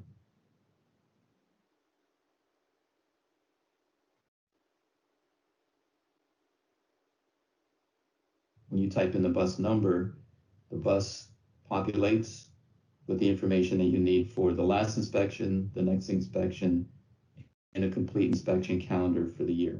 In order to see the bus inspection calendar, you have to be on the Fulton County network. So you can use any device, a phone, if you have a tablet, you connect to the Wi-Fi for Fulton County, which is FCS Wi-Fi, use your username and password to connect, and you'll be able to use that inspection calendar, or you can use a computer that's located at the facility. You also have the option to print the calendar if you choose to do so by clicking on the option that says print. Once you see that, you'll have a full inspection calendar for your bus.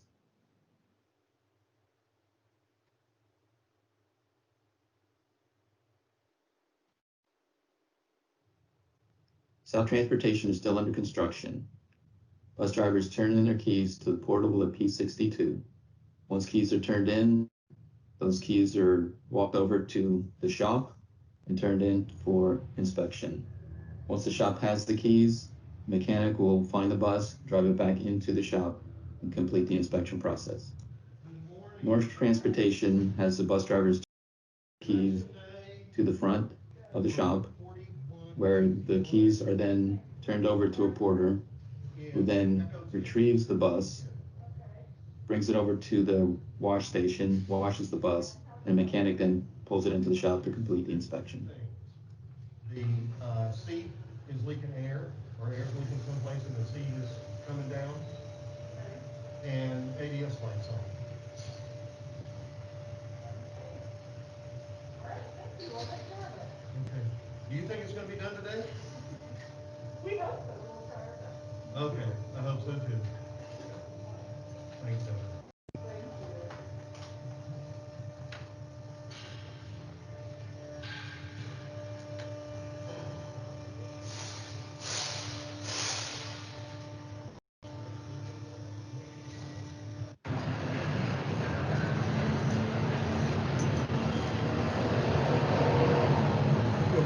Thank you, sir. Sure. All right, thank you. I appreciate it.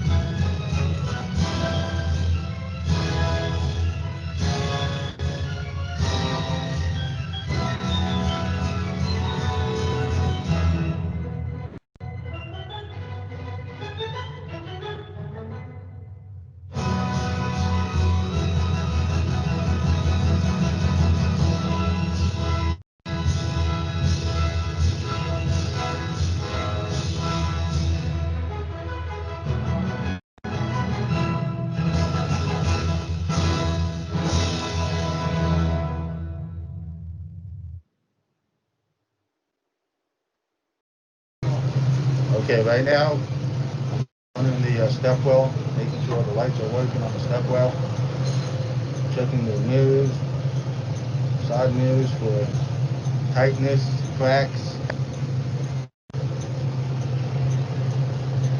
Same thing with the cross mirrors, checking all the headlights, flashers, high beams, signal lights, making sure everything's functional, making sure the wipers are working, the 8 ways, the crossing gate, the stop arm comes out, looking for discoloration lanes.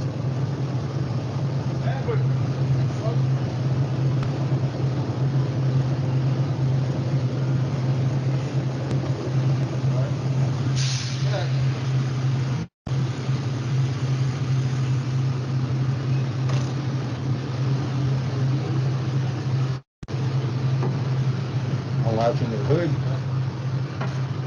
getting it ready for inspection. Looking for dents, damage to the bus, making sure the signal lights, the emergency window stickers or any cracked windows or broken, non-functional windows, checking, make sure the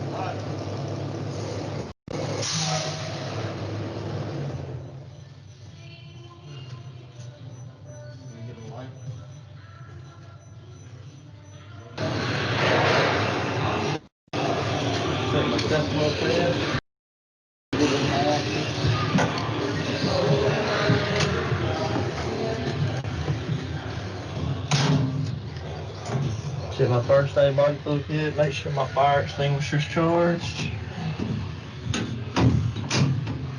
Make sure my student mirror is tight.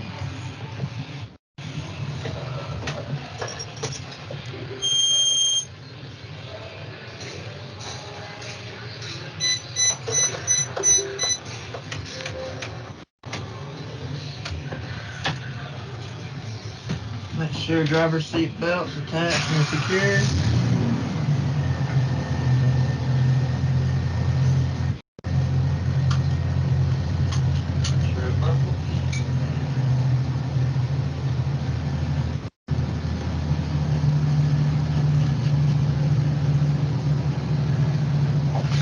Make sure seat's in place, bolted down properly. Gonna check my seat fobs. Check my emergency exit windows. Make sure the buzzer's working, that open as far as that should.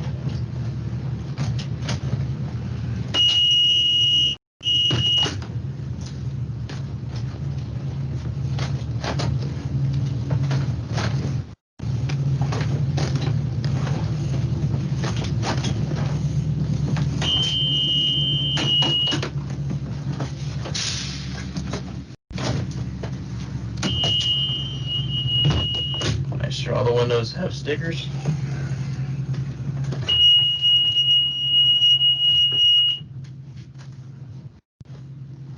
I'm gonna check my seat foams.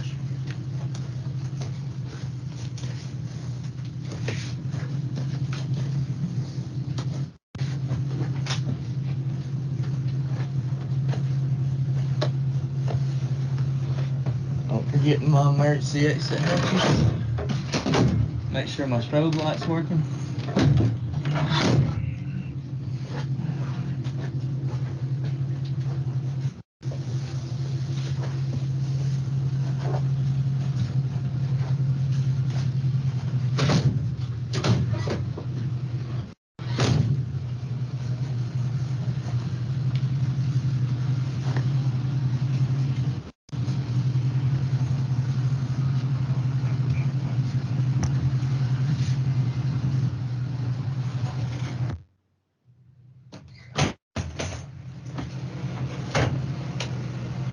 Heater pump, my right rear here.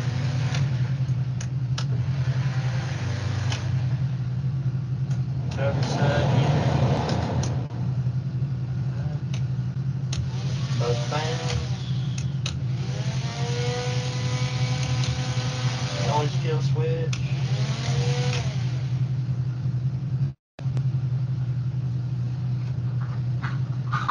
PA mic. Headlights. Turn signal indicators, bright light indicator.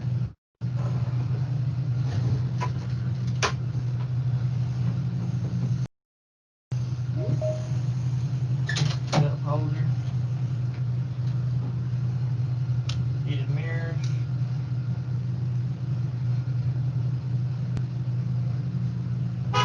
Horn. Parking brake.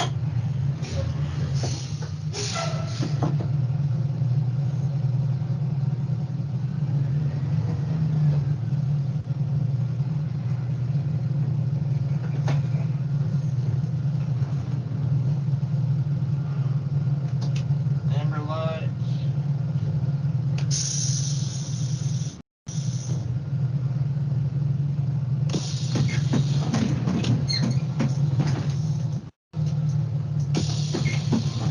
Reds.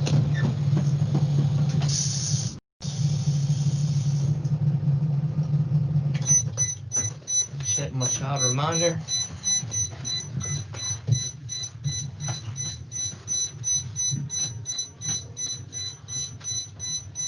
Check my seat belts, make sure they're mounted, not frayed.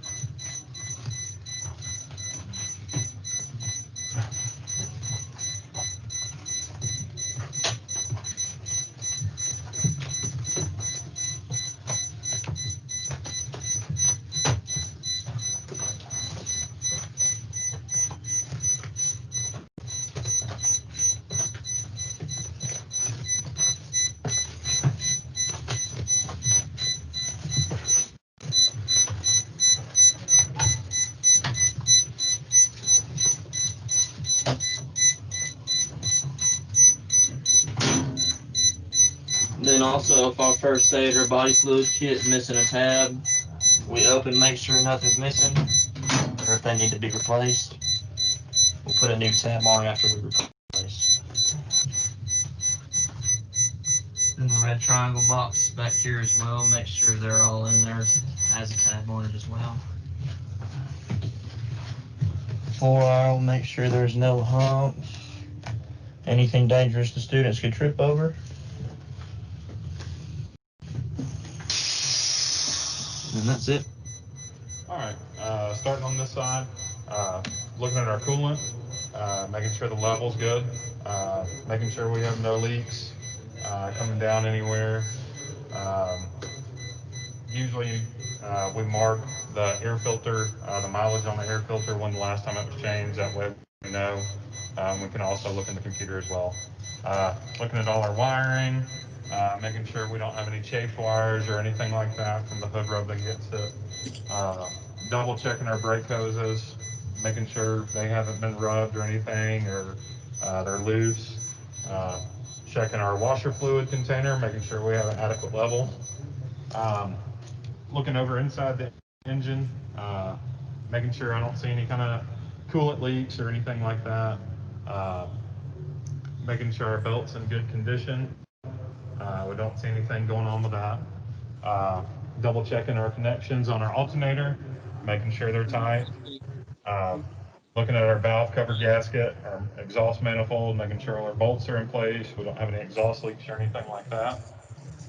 Looking up front, looking at the power steering level. Has a good level of power steering fluid, no leaks or anything like that. Um, Check our transmission fluid.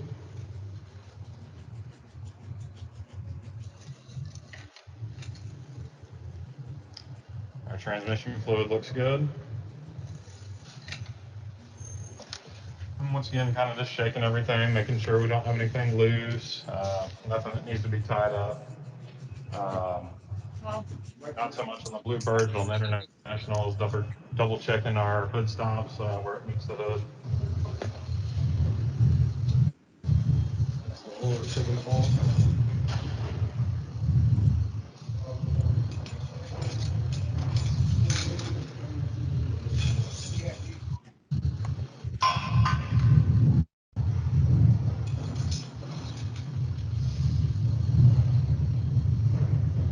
It's tight. Transmission fluid.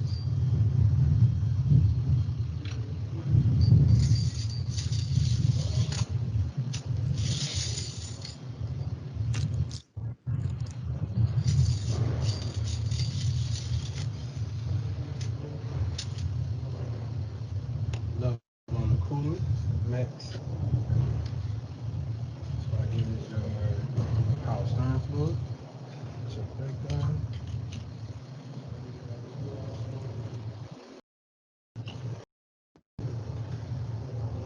Good.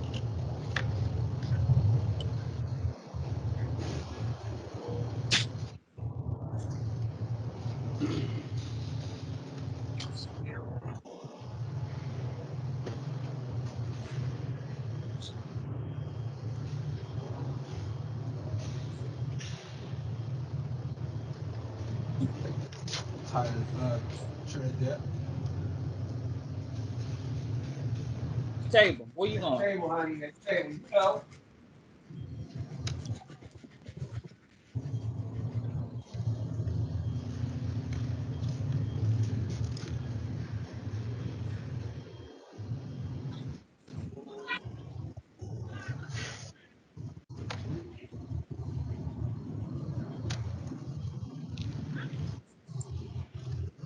Just one big piece.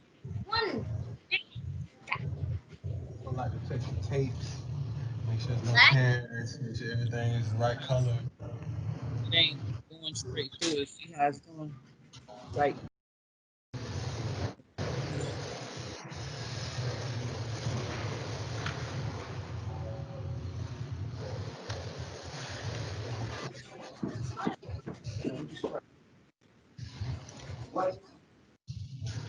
Yeah, just make sure they're securely tightened.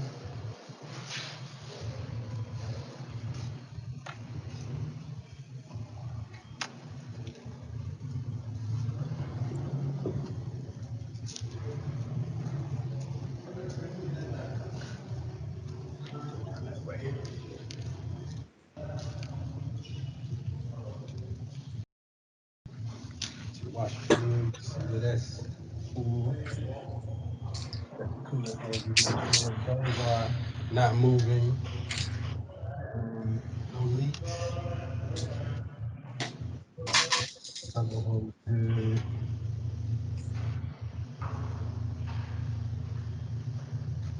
Uh,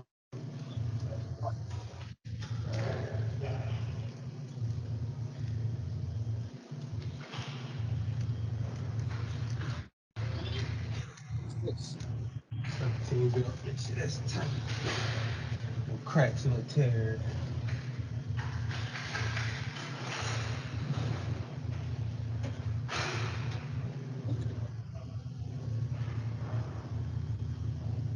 Alternator cables are proper. Nope, touch this. Turbo's good. Somebody put a finger mark. Yard, good. Around.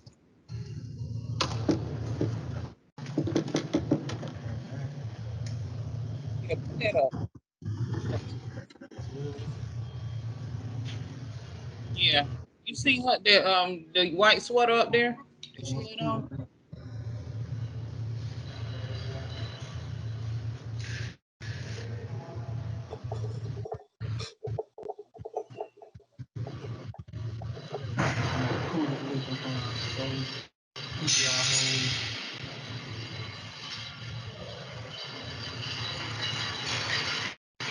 All leaks coming from any of the air hoses.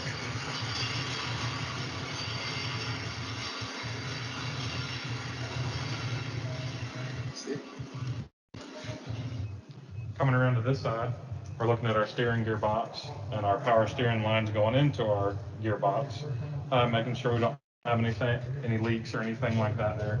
Um, Looking at our compressor belt here that drives our air compressor, make sure our belt's not frayed or anything like that. Once again, because I couldn't reach it from the other side, just giving our alternator wires a quick check, making sure they're tight. Checking our brake hose on this side, making sure it's not rubbing or anything. We have a lot going on as far as air lines right here, so I'm always listening for air leaks in this area to make sure I don't hear anything. And check our engine oil.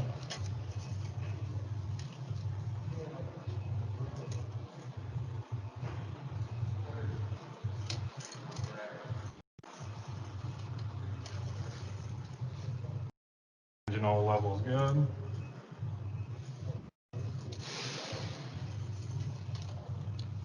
Checking our steering shaft, making sure it's tight, it's adequately greased. Um, Once again, just kind of getting everything and look over, making sure we have no kind of leaks. All our exhaust manifold bolts are in there. No valve cover leaks or anything like that. Uh, Coming down here, checking all our connections, making sure everything's tight, all our hardware's tight. Um, This is our booster pump on this one, making sure we don't have any leaks, anything like that going on. Making sure our fender liner is tight. And this is kind of the time I look at the windshield, making sure we don't have any cracks or anything like that going on with the windshield. And that's pretty much what I look at underneath the hood.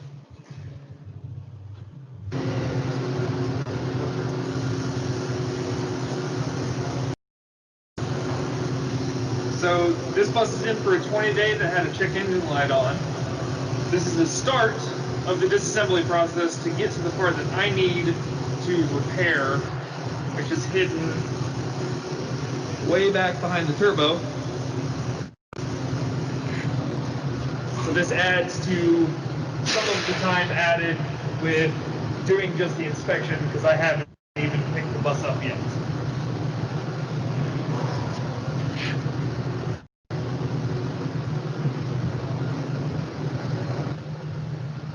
So with this repair, we're adding anywhere from an hour to 2 hours, depending on how cooperative things go.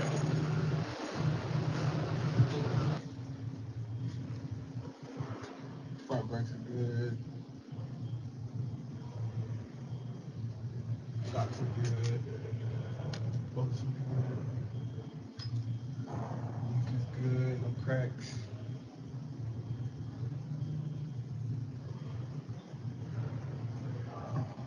A little bit of low back build up, but it's perfectly normal.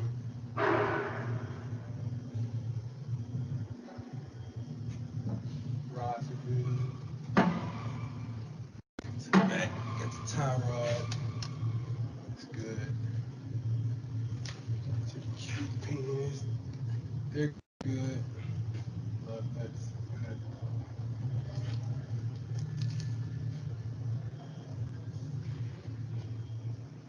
That's it.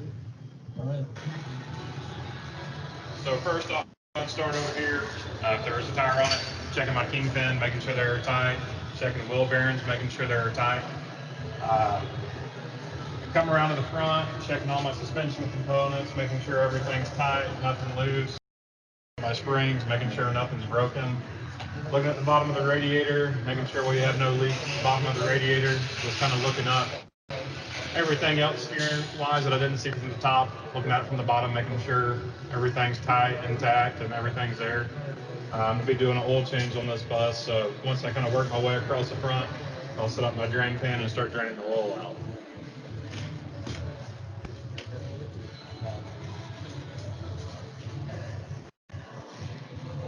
Just checking everything underneath, making sure it's tight. Checking the condition of the belt on the bottom here, making sure I have no big oil leaks on the front of the engine or anything like that. Once again, looking at my springs, making sure I have nothing broken. Looking at my transmission lines, making sure we have no leaks there. Coming across, once again, looking at more suspension components. Right now I'm doing a brake job on the vehicle, but if the brakes are on there, I'll be checking the condition of the front shoes on the brakes, making sure that we have ample life left on the brake. Like I said, right now we're in the middle of a brake job, so I'm going to grab the oil drain bucket.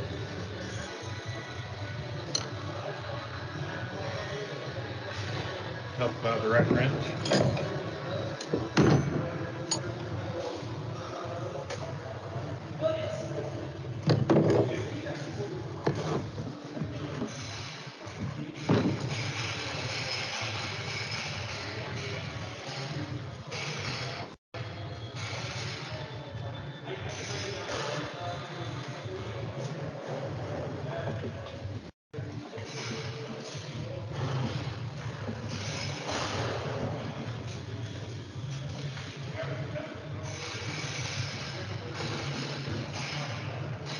Okay, while our oil is draining, I'll continue on around. Once again, checking suspension components, making sure everything's tight. We have no loose hardware anywhere. Looking at the spring on this side to make sure everything's intact.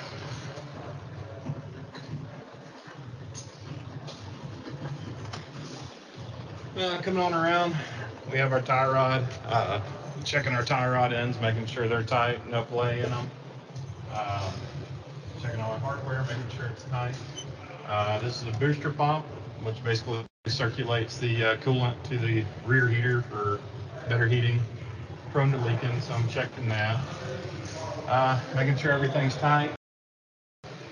Coming on around, just double check sure we have no coolant leaks. Exhaust is good and tight. Our motor mounts are in place. Coming around, checking this side, making sure our tie rods are intact and tight. Making sure our oil drain bucket's not overflowing. Transmission filter, making sure we have no leaks on the transmission anywhere. Transmission lines are intact, they're not bent. Checking more suspension components, making sure everything's tight. Checking our starter connections, making sure everything's tight there. Coming on back, just double checking all our cables to our batteries, making sure they're not damaged or anything. Checking our air tank, making sure it's not loose, it's mounted in place. Coming on back and just double checking all the hardware mounted to the frame, making sure everything's tight in place. We have no new loose bolts. Checking on this side, we have our body pads, which is basically like a cushion between the frame and the body, making sure they're all in place, they're not cracked or damaged. Coming back, we have our body mounts inside the frame, making sure they're all tight, in place. Checking our drive shaft, mid shaft bearings, making sure we have no play in them. Double checking our U-joints, make sure they're not spinning in place. There's no axial movement in the U-joints. Checking our drive shaft loops, making sure they're tight and in place. Checking body mounts. Checking all our hardware, holding the drive shaft in place. Checking the exhaust to make sure it's tight. Coming on along, checking all our body mounts, making sure they're tight. Drive shaft loop is tight. Mid shaft bearing is good.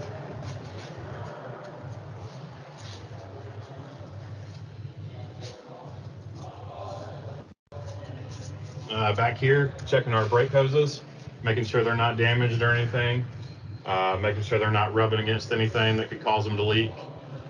Checking our hangers for our rear springs, making sure there's no loose hardware, making sure everything's in place.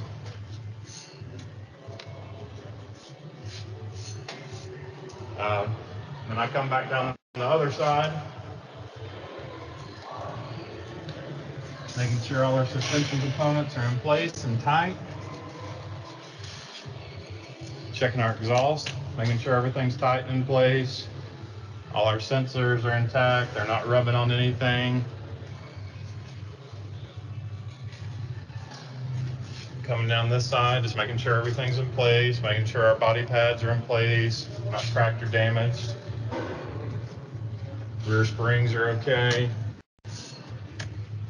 No play in our drive shaft where it goes into our rear differential.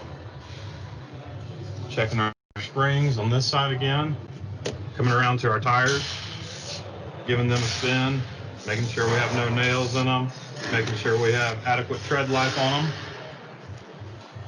Coming around, I would do this on the front if I had front tires on it, but double checking our lug nuts, make sure they're tight, we have no rust trails coming off, that could possibly indicate a loose lug nut.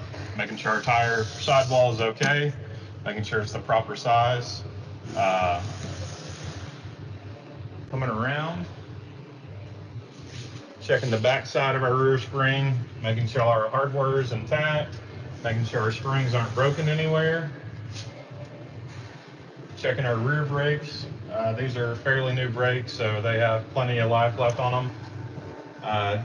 Checking the rear hub seal, where it comes on to the axle shaft for the rear differential, making sure we have no differential fluid, differential oil leaking out. Our shocks are good and tight. I don't see any oil coming out of our shocks, making sure they're good and tight.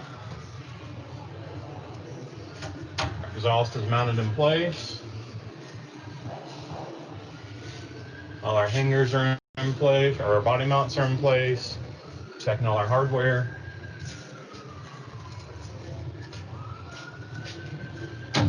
Rear bumpers in place, secure. Checking our exhaust hangers, making sure they're tight. Checking this side on the tires, making sure everything's okay. We have adequate tread life. I don't see any screws or nails in it. Double checking our lug nuts here, making sure everything's tight. And I did it on the other side as well, but our axle shaft seal, making sure no leaks around here, making sure it's good. Double checking our software and it's the proper size tire. That's pretty much that on the inspection. Next, I'm going to grease the bus. Once I'm done greasing, or probably go ahead and drain the filter since I'm draining the oil, and then grease the bus while that's draining, then head up and grab the filter.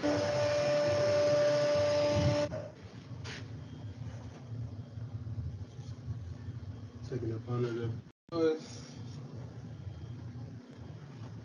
making sure it's secure. So there's no loose brackets.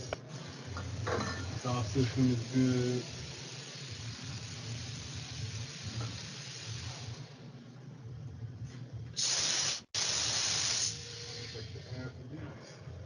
And water would build up sometimes. Alright, good.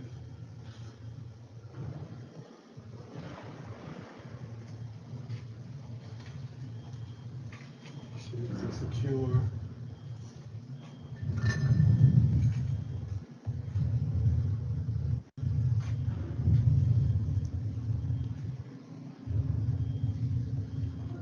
Brakes are good.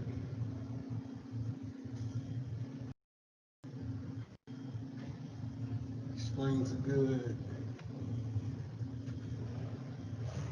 Tires are good.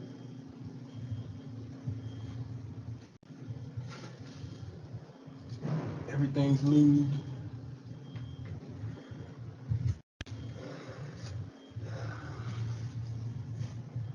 Check your lug nuts, make sure they're tight.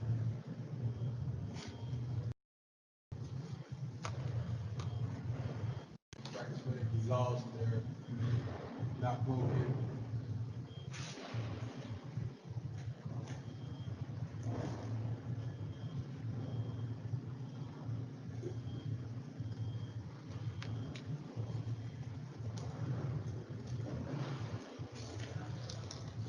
what holds the oil in the oil pan. I'm gonna come around and drain the filter.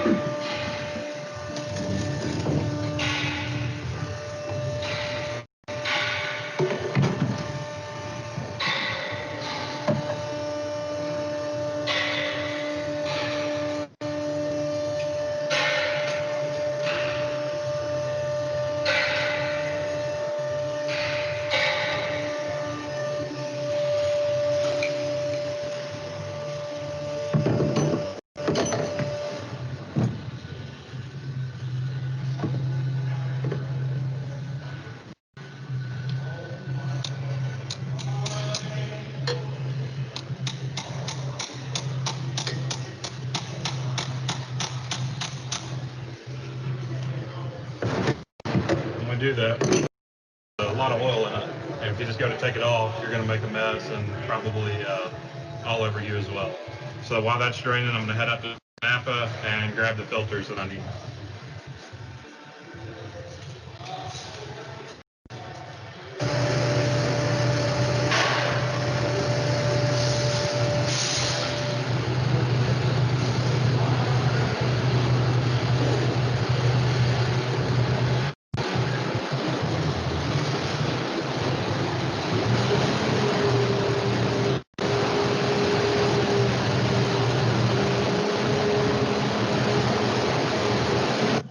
All right, going to be placing our new oil filter on.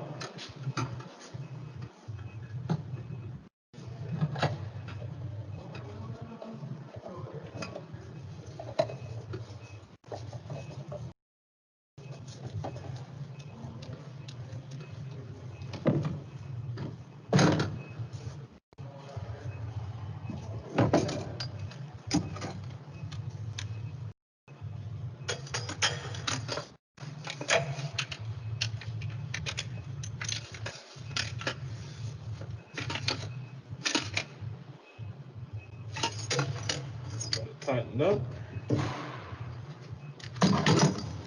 Get this out of our way.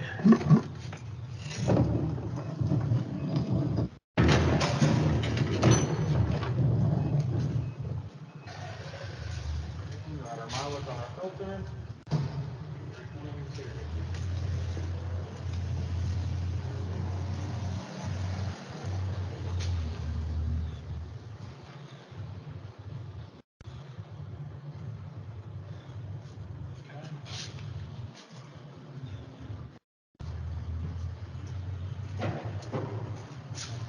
That was the oil filter. Everything else, the fuel filter is up on top, so we'll lower the bus down to get the. All right, I'm going to be changing out the fuel filter now.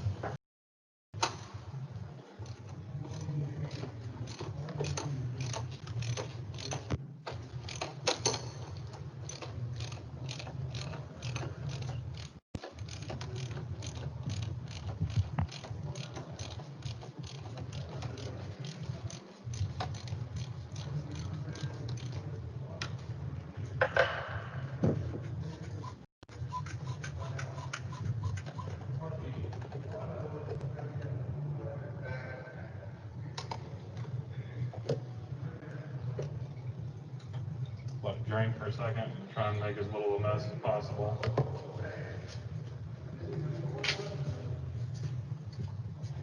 Putting our fuel filter back in.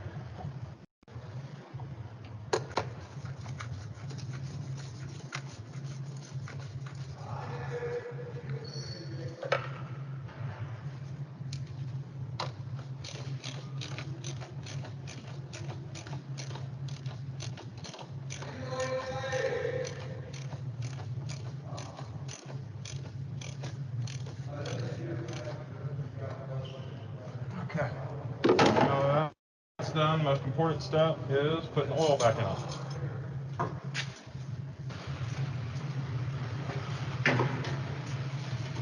And this particular engine holds 30 quarts of oil, so it'll take a second to fill.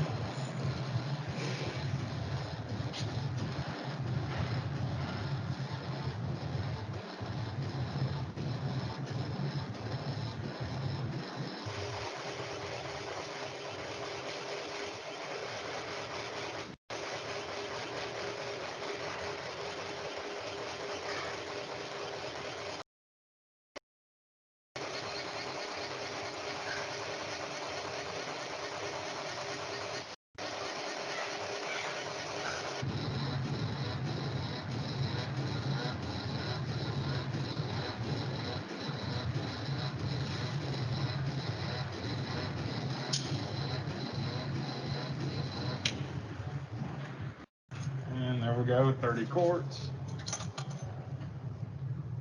The tools.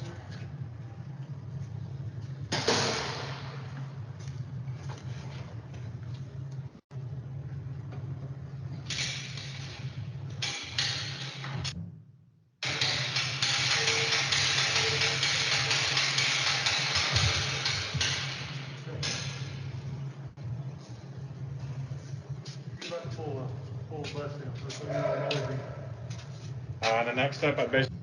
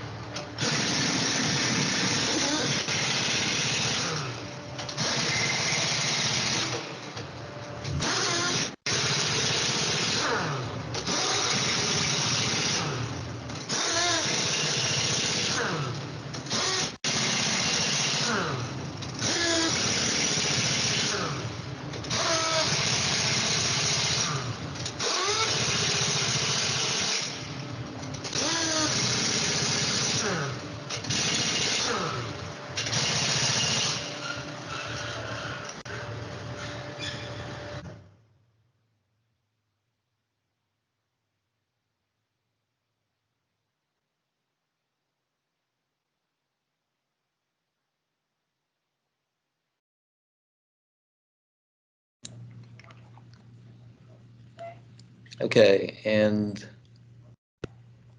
now I am going to turn it back over to Chad for any questions. So you can go ahead and raise your hand if you have any, or feel free to post messages in the chat. But I do see some messages that the video is lagging, and it's probably just an internet thing.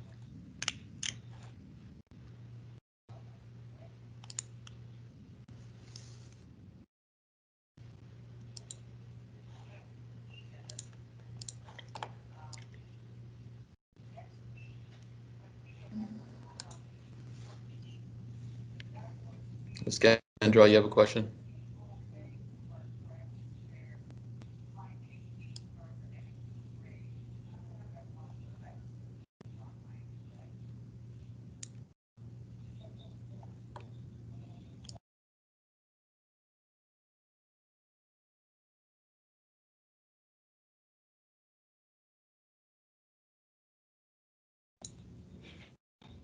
Go ahead, Ms. Wilkerson.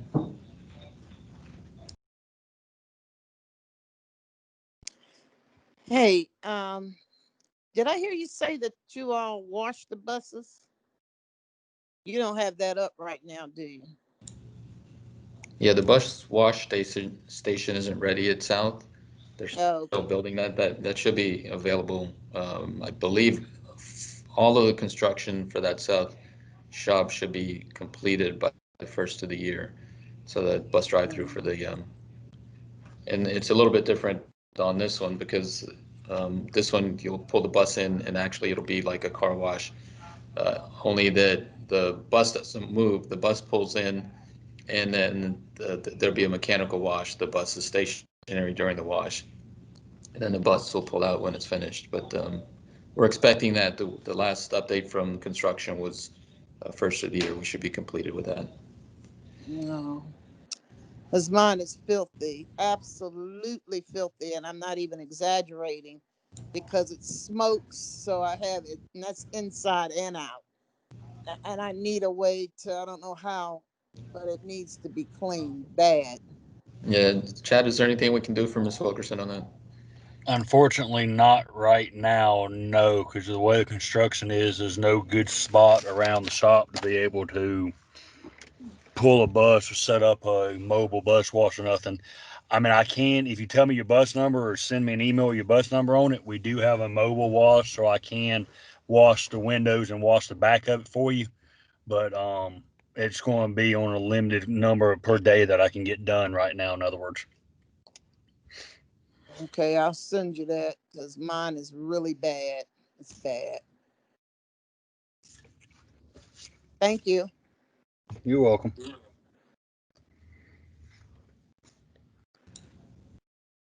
Okay, any other questions concerning shop?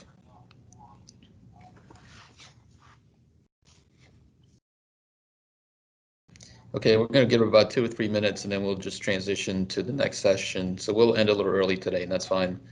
Ms. Leonard, did you have a question? I have a question. The potholes. I know like a couple of times when my car, I had nails and stuff in there. Are the potholes is going to be filled up where tires won't be messed up, or we won't have to keep bouncing through the roads? If you're talking about Heath Street, it's a challenge for us because that's actually City of Fairburn that owns that. And I know we've requested it several times to have that repaired and we continue to request that. Is that what you're referring to, the Heath Street? Yes. Yeah, not in the parking lot. The parking lot should be fine because that's part of the construction. It's the Heath Street we're challenged with. And I know a number of requests have gone into the City of Fairburn. I don't know that they've said no, but it's been just not addressed yet. But we'll continue to ask.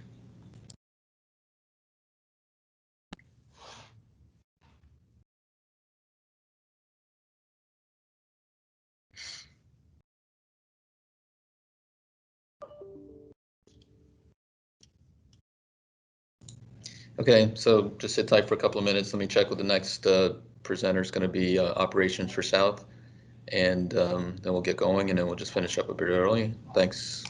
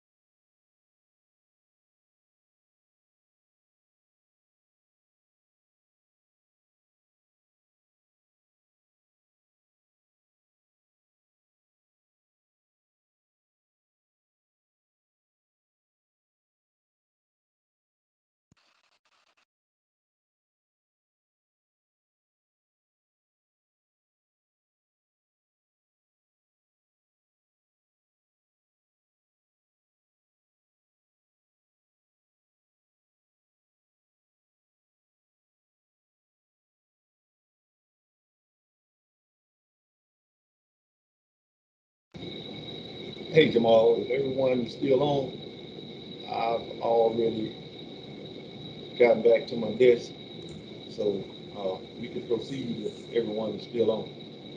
Yeah, we should be good to go. We just finished the shop section, so everybody should be all set. We'll just finish up a little early. So go ahead and start your presentation, take questions at the end, and then we'll be done whenever that finishes. Okay, hold tight. Let me make sure I got the audio on and make sure everyone can see the PowerPoint. Can everyone see the PowerPoint?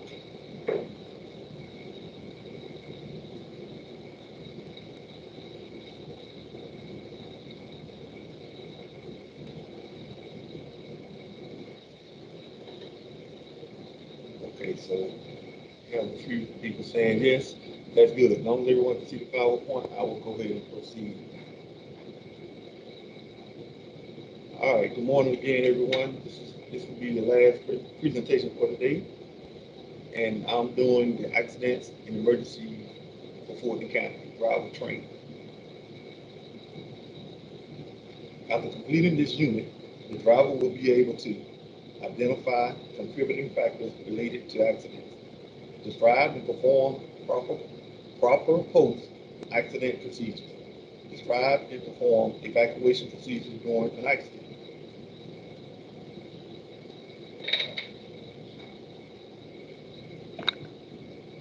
School bus accidents are costly and human suffering and economy costs.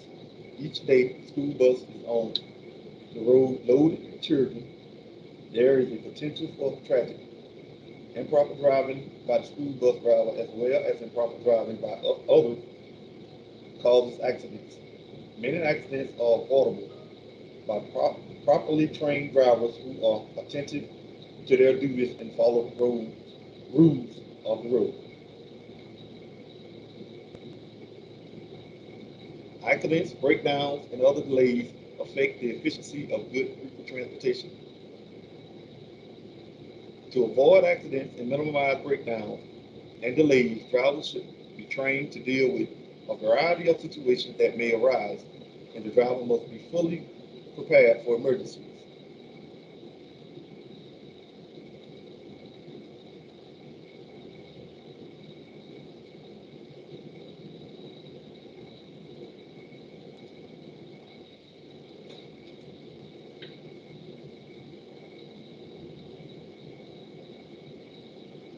Hold on, let me get my PowerPoint to move.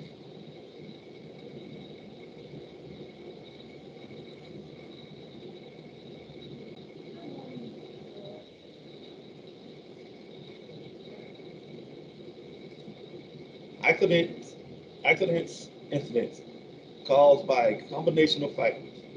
Human factor involves behavior, actions, and errors of the driver. Vehicle factor relates to aspects of your vehicle such as size, maneuverability, and condition. Environmental factors include the roadway, other vehicles, pedestrian, passengers, and weather. Contributing factors: student behavior during loading or unloading process, drivers not paying attention due to the student, vehicle, or their environment, improperly adjusted mirrors, drivers misjudgment while backing, turning, or stopping, faulty components of the vehicle. I'm gonna go back to that bullet point, that improperly adjusted mirrors. We have had about 3 or 4 propane accidents here on the lot. So those are contributing factors when your mirrors are not.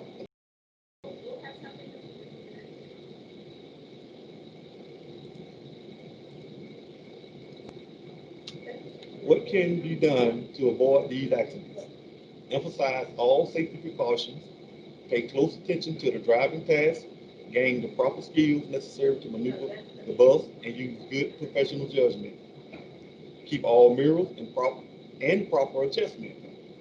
Conduct a thorough pre-trip and post-trip inspection daily. Back only when necessary. Notify officials when hazards exist. The keys to success. The more we know about what causes accidents, the more likely we are to avoid them in the future. Learning from accidents is accomplished through the accident investigation process. Reduce or eliminate hazard. A hazard is any real or potential condition that can lead to or cause injury or death, damage to or loss of equipment or property.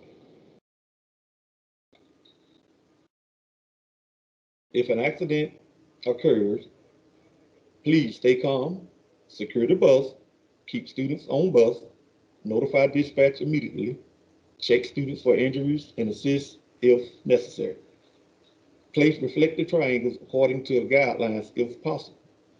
Emergency exit of students is if necessary. Collect all other necessary information and please follow the local policy of our Board of Education.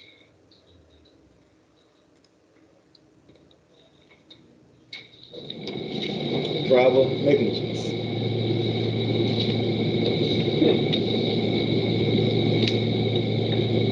Some schools occur as a result, some accidents, some school bus accidents occur as a result of driver negligence. Drivers must always operate the bus carefully and show mature judgment.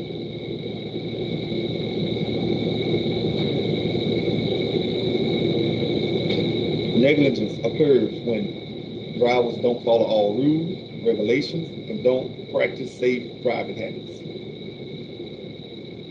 Drivers can be held personally responsible if a risk is taken and an accident occurs.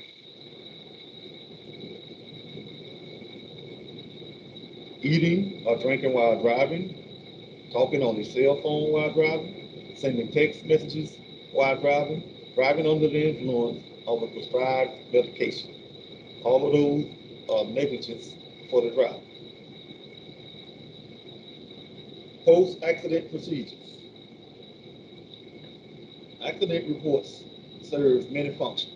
Providing relevant information regarding an accident helps others determine the contributing human, vehicular, and environmental factors that lead to the accident. With this information provided,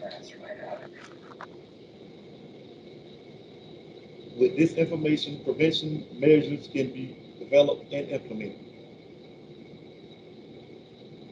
Reporting, regardless of circumstances, how small or how serious, preventable/non-preventable, and incidents may be, all accidents or incidents must be reported properly and immediately to dispatch. Anytime your bus makes contact with another object, vehicle, sign, mailbox, post, another bus, etc., you must call dispatch immediately. Do not wait and do not leave the scene. Radio dispatch as soon as the incident has happened and follow their verbal commands. Reporting an incident is mandatory. Information you will need to provide: bus number, location, street of the bus is on, the nearest intersection, are students on board, provide the number of students in the school they attend, any injuries, drivers, monitor students or other motorists. You must walk through your bus asking every student individually if they are injured. If a student tells you they are injured, call dispatch to ask for emergency medical personnel to come to the scene.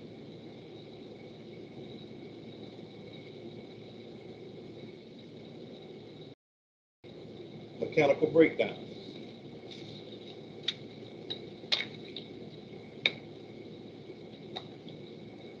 General procedures for mechanical breakdown.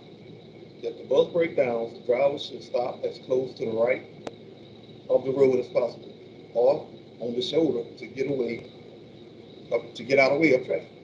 If the driver uses the shoulder, he or she should make sure the shoulder will tolerate the weight of the bus. Activate four-way emergency flashers. Secure the bus by setting parking brakes, turning off the engine, and removing the key. Have the passenger stay inside the bus unless doing so is potentially dangerous to the students. Place reflective triangles outside the bus in an appropriate distance. If students are on the bus, ask another motorist, do not leave students unattended.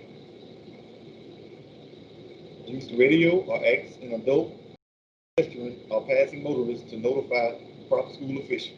Give this person the telephone number and the name of the individual to contact. Never allow a student to go for assistance. Cell phone may be used, but never while the bus is in motion. Finish the route as soon as the bus is repaired or a replacement bus is provided. Move vehicle to the right lane, emergency lane, or shoulder if possible. Secure the bus. Always secure the bus. Do not unload passengers unless there are potential danger. Set reflective triangles according to the guidelines, radio, or phone for assistance.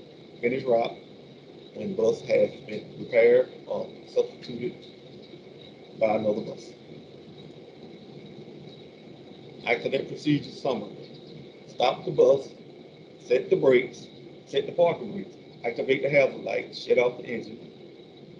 If the school bus driver leaves the scene of accident, your license could be revoked for 1 year. Remain calm. If you are calm, your students will mirror your actions. Check with your passengers and make sure they have not been injured. You must get up and check on each passenger individually. Ask, are you okay? If you have been injured, others to take proper action. By definition, others can include adults that are on scene or responsible students. If you are totally incapacitated, you should have students trained on how to radio dispatch and provide information. If they cannot reach dispatch, they can use a cell phone to call 911. If there are injuries, dispatch must be notified and ask dispatch to request medical attention for the passenger that is injured. Ask adult bystanders to check on injured or other motorists. Do not get off the bus, leave your students, call dispatch, provide the information as listed above. Once the bus is secure and you have assessed passengers for injuries, assess and determine if the bus is safe in a safe location. If you determine it is not in a safe location, you must call dispatch and let them know you are moving the bus and where you are moving it to.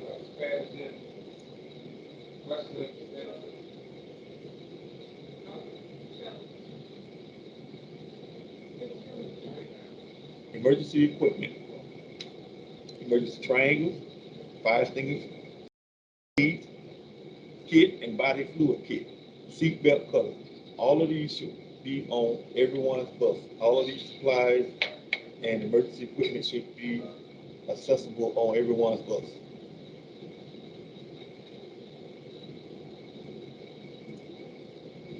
Placement of the reflective triangles.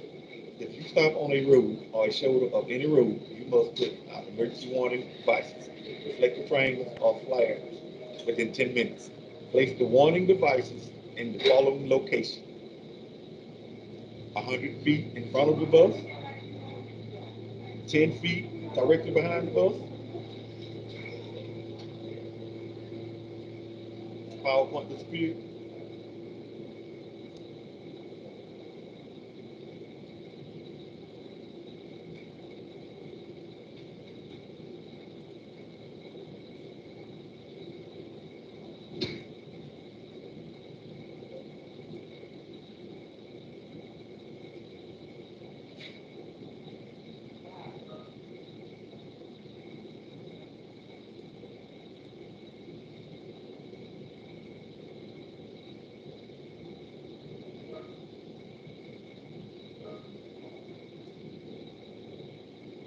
Hey, Jamal.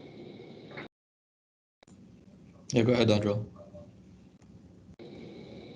So did the PowerPoint just disappear? I can see it. It's on my screen. It's on your, how about everyone else? I can't see it on mine anymore. I see it. I see it on mine. So what slide are we on?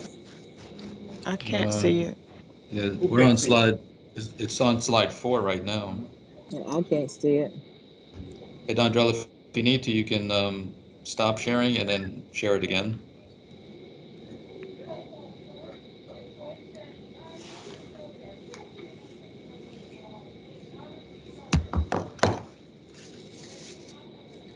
The last slide that it showed was 12.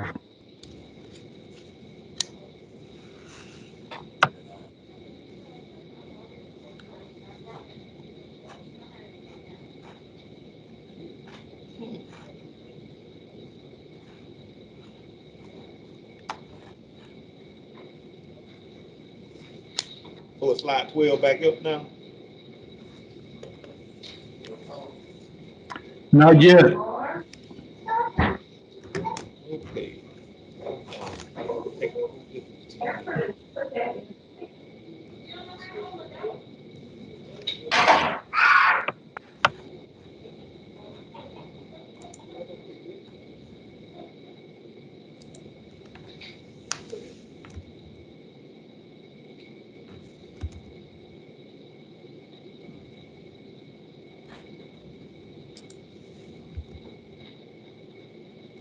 Jamal, I just gave you control to see can you pull it to move the screen for me because I can't.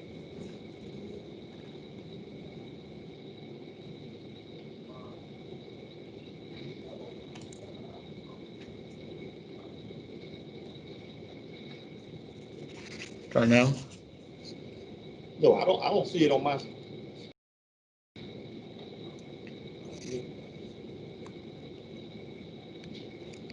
Can you try and reshare it? Yeah, I'm gonna go back in and try to be sure.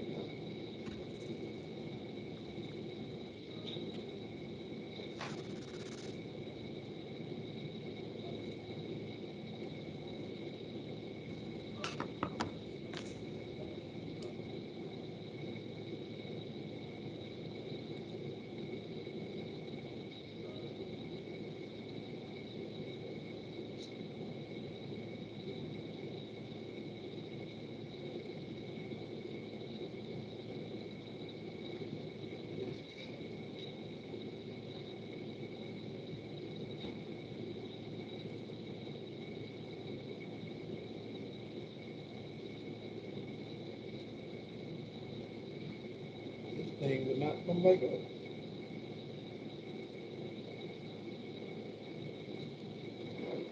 All right. Oh, that's not it. I can see it now, but it's on the last slide. Yeah. You can just skip. Yeah, go ahead. That's it. Skip forward to the to where we were. I think it was slide 12. Okay. Stay calm. No, that's a different one. That was one of the ones we edited. Slide 12 is should be accident procedures summary. That's a different one. Let me this one too. Hold on. Yeah. You can probably just pick up from right there. Okay.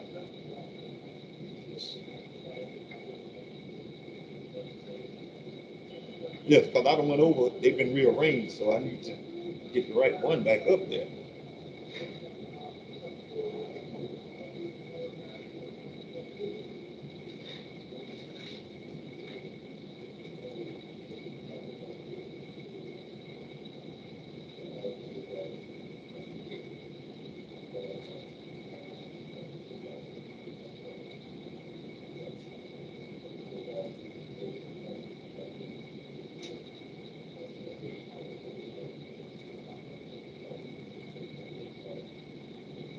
It's back up there on the everyone screen.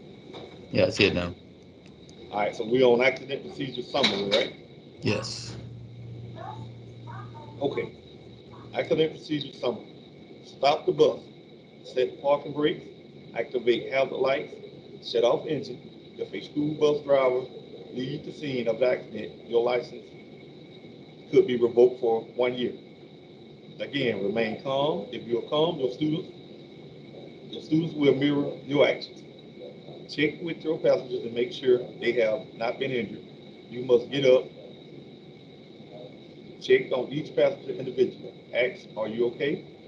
If you have been injured, direct others to the proper action. By definition, others can include adults that are on scene and responsible students. If you are totally incapacitated, you should have students trained on how to radio dispatch and provide information. If they cannot reach dispatch, they can use a cell phone to call 911. If there are injuries, dispatch must be notified and ask dispatch to request medical attention for the passengers that are injured. Ask adult bystanders to check on injuries of other motorists. Do not get off the bus and leave your student. Call dispatch and provide the information as listed above. Once the bus is secure and you have assessed passengers for injuries, access, and determine if the bus is in a safe location. If you determine it is not in a safe location, you must call dispatch to let them know you are moving the bus and where you are moving it to. Okay, emergency triangles, emergency equipment, emergency triangles, fire extinguisher, first aid kit, body fluid kit, seatbelt covers. All of this equipment should be on the bus and equipped on the bus. Placement of reflector triangles. Triangles should be 100 feet in front of the bus, 10 feet directly behind the bus, and 100 feet behind the bus. Placement of reflector triangles. Placing a warning device before any hill, curve, or anything else that other drivers can see your vehicle with 500 feet. When you place the triangle, hold them between yourself and the oncoming traffic. This helps ensure your safety.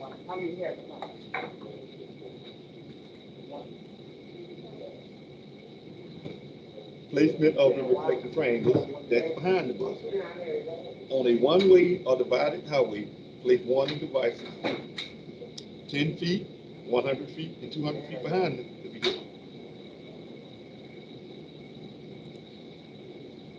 First aid kit. Bus should carry a first aid kit, unit type, mounted in full view and in an accessible place in front of the bus and identified as a first aid kit. Body fluid cleanup kit. Personal protective equipment. Use personal protective equipment when handling body fluids or unknown fluids or chemicals. Use caution when handling these fluids.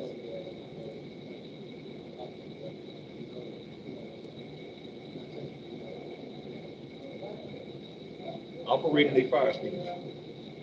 Remove from bracket. Position yourself with a means of escape before attempting to extinguish. Pull pin. Aim at the base of the fire. Squeeze top handle level. Sweep from side to side. Replace extinguisher as soon as possible. Bus evacuation. Emergency drill must be conducted at least twice a school year. Evacuate through front door, rear door, between the two. You may need to use the side emergency exit or possible the emergency roof hatch. Once evacuated, follow your local policies. Pre-planned evacuation procedures. Evacuation exit are determined by the emergency. All routers through the front door, all routers through the rear door. Routers in front half through front door, routers in back half through rear door. Routers exit through side door or in combination with both. Routers through roof hatch if this is the only option. School bus evacuation front door. And there you have the school bus chart and it's showing you how to exit them by tubes of the bus. School bus evacuation rear door. And that's the same thing, showing you how to exit the rear bus and tubes off the bus once they come off the bus. School bus evacuation front and rear door. That split the bus in half and exit half out the front and half out the rear. In summary, report every accident/incident to dispatch, no matter how minor or insignificant you think it may be. I defensively, the lives of your precious cargo depend on it. Assign student helpers to assist in the event you need to evacuate your bus. Teach several students radio in case you are incapacitated. Utilize dispatch. We are your lifeline. Field trips. Mostly everyone on this call probably have already signed up for field trips. So field trips are assigned by Mike Thomas. You will receive a email or text message to your phone, and you must accept the trip or decline the trip, and it reverts back to Mike or myself, or Mike and me, and we'll proceed from there. You should have a 3-day window between assignments from the time you assign the trip, and once you accept it, you should receive it within 3 to 5 days. Masks are mandatory for chaperones and students on all field trips. Masks are mandatory for chaperones and students on all field trips. The hire date is just the date that we use to put the information in the system. Number 5, dispatch closes 770-929-6842. Answers 24/7. That is the help desk. The help desk, in turn, call myself or someone else in Fulton County. But I know for South County, South Transportation, I get all of the help desk calls at night. So if you have an accident on field trips, incident on field trips, it needs to be reported. Most of you have my cell number already and directly call me because it's a 10, 15-minute gap if you call the help desk number. Dispatch hours. Hours in dispatch are from 4:45 a.m. to 6:30 p.m. Reporting tree limb or branches in South Dispatch. Reporting tree limbs or branches to South Dispatch. Let us know the location. If it's outside on the road, we have to reach out to the local jurisdiction. But if the tree limbs or branches hanging on any of the school properties, you reach out to dispatch, let us know. We'll get with the maintenance department. We'll put in a ticket to the maintenance department, and they will go out and handle those situations where tree limbs or branches are on school campus. Radio, radios in dispatch. They cannot roll to another device. We try to get to everyone in order which they are receiving. If unable to reach dispatch, contact your assistant supervisor or supervisor. And a lot of times, both of the dispatch phones are tied up with calls coming in. Therefore, I receive calls outside of my working hours on a daily basis. So I think the majority of you know how to reach your assistant supervisor or supervisor if you can't get into dispatch. Operations. Drug and alcohol tests are randomly chosen. Approximately 25% of our drivers are tested each quarter. Skills, based on several factors. State requirement, number and type of accidents. It is an assessment, not a training exercise. Nationally, there are about 63,000 of us involved in accidents each year. About 14,000 result in an injured person, and 325 result in fatal injuries. About 50 passengers, including drivers, are killed on average in a given year. All right, questions, anyone? That would be the end of my PowerPoint. I apologize for the technical difficulties. I'm actually sitting in the dispatch office trying to carry this out. And there's a lot of different avenues going on inside of here.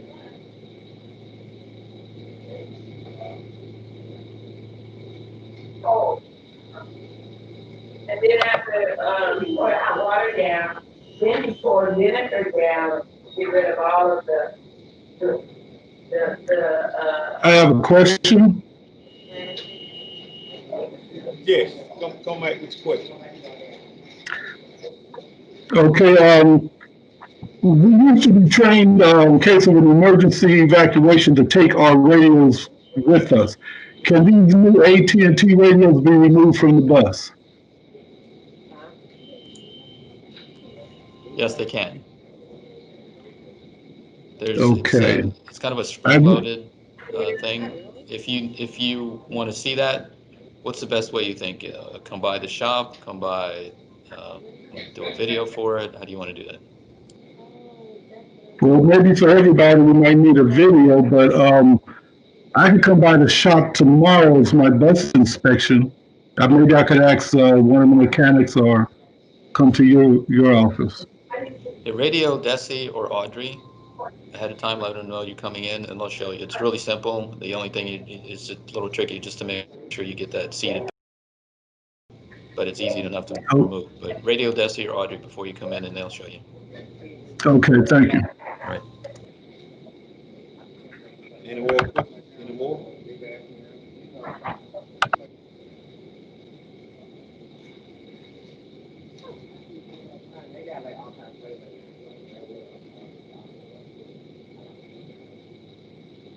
All right, if we don't have any more questions, that will conclude our presentation for today. That started at 7 a.m. this morning. And Ms. Gendra, your hand is up.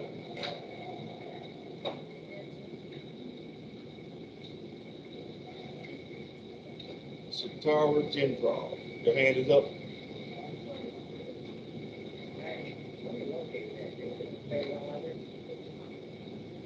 Okay, I guess she probably left it up.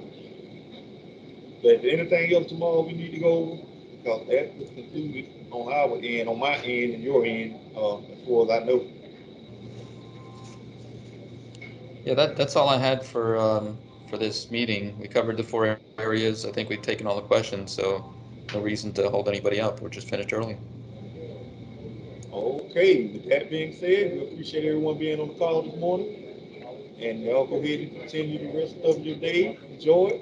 And your supervisor will put in your 4.5 hours for being on this call. Yeah, thanks for your time today. Bye. Thank you. Thank you. Have a great day. Be safe. Good day. Thank you. Thank you.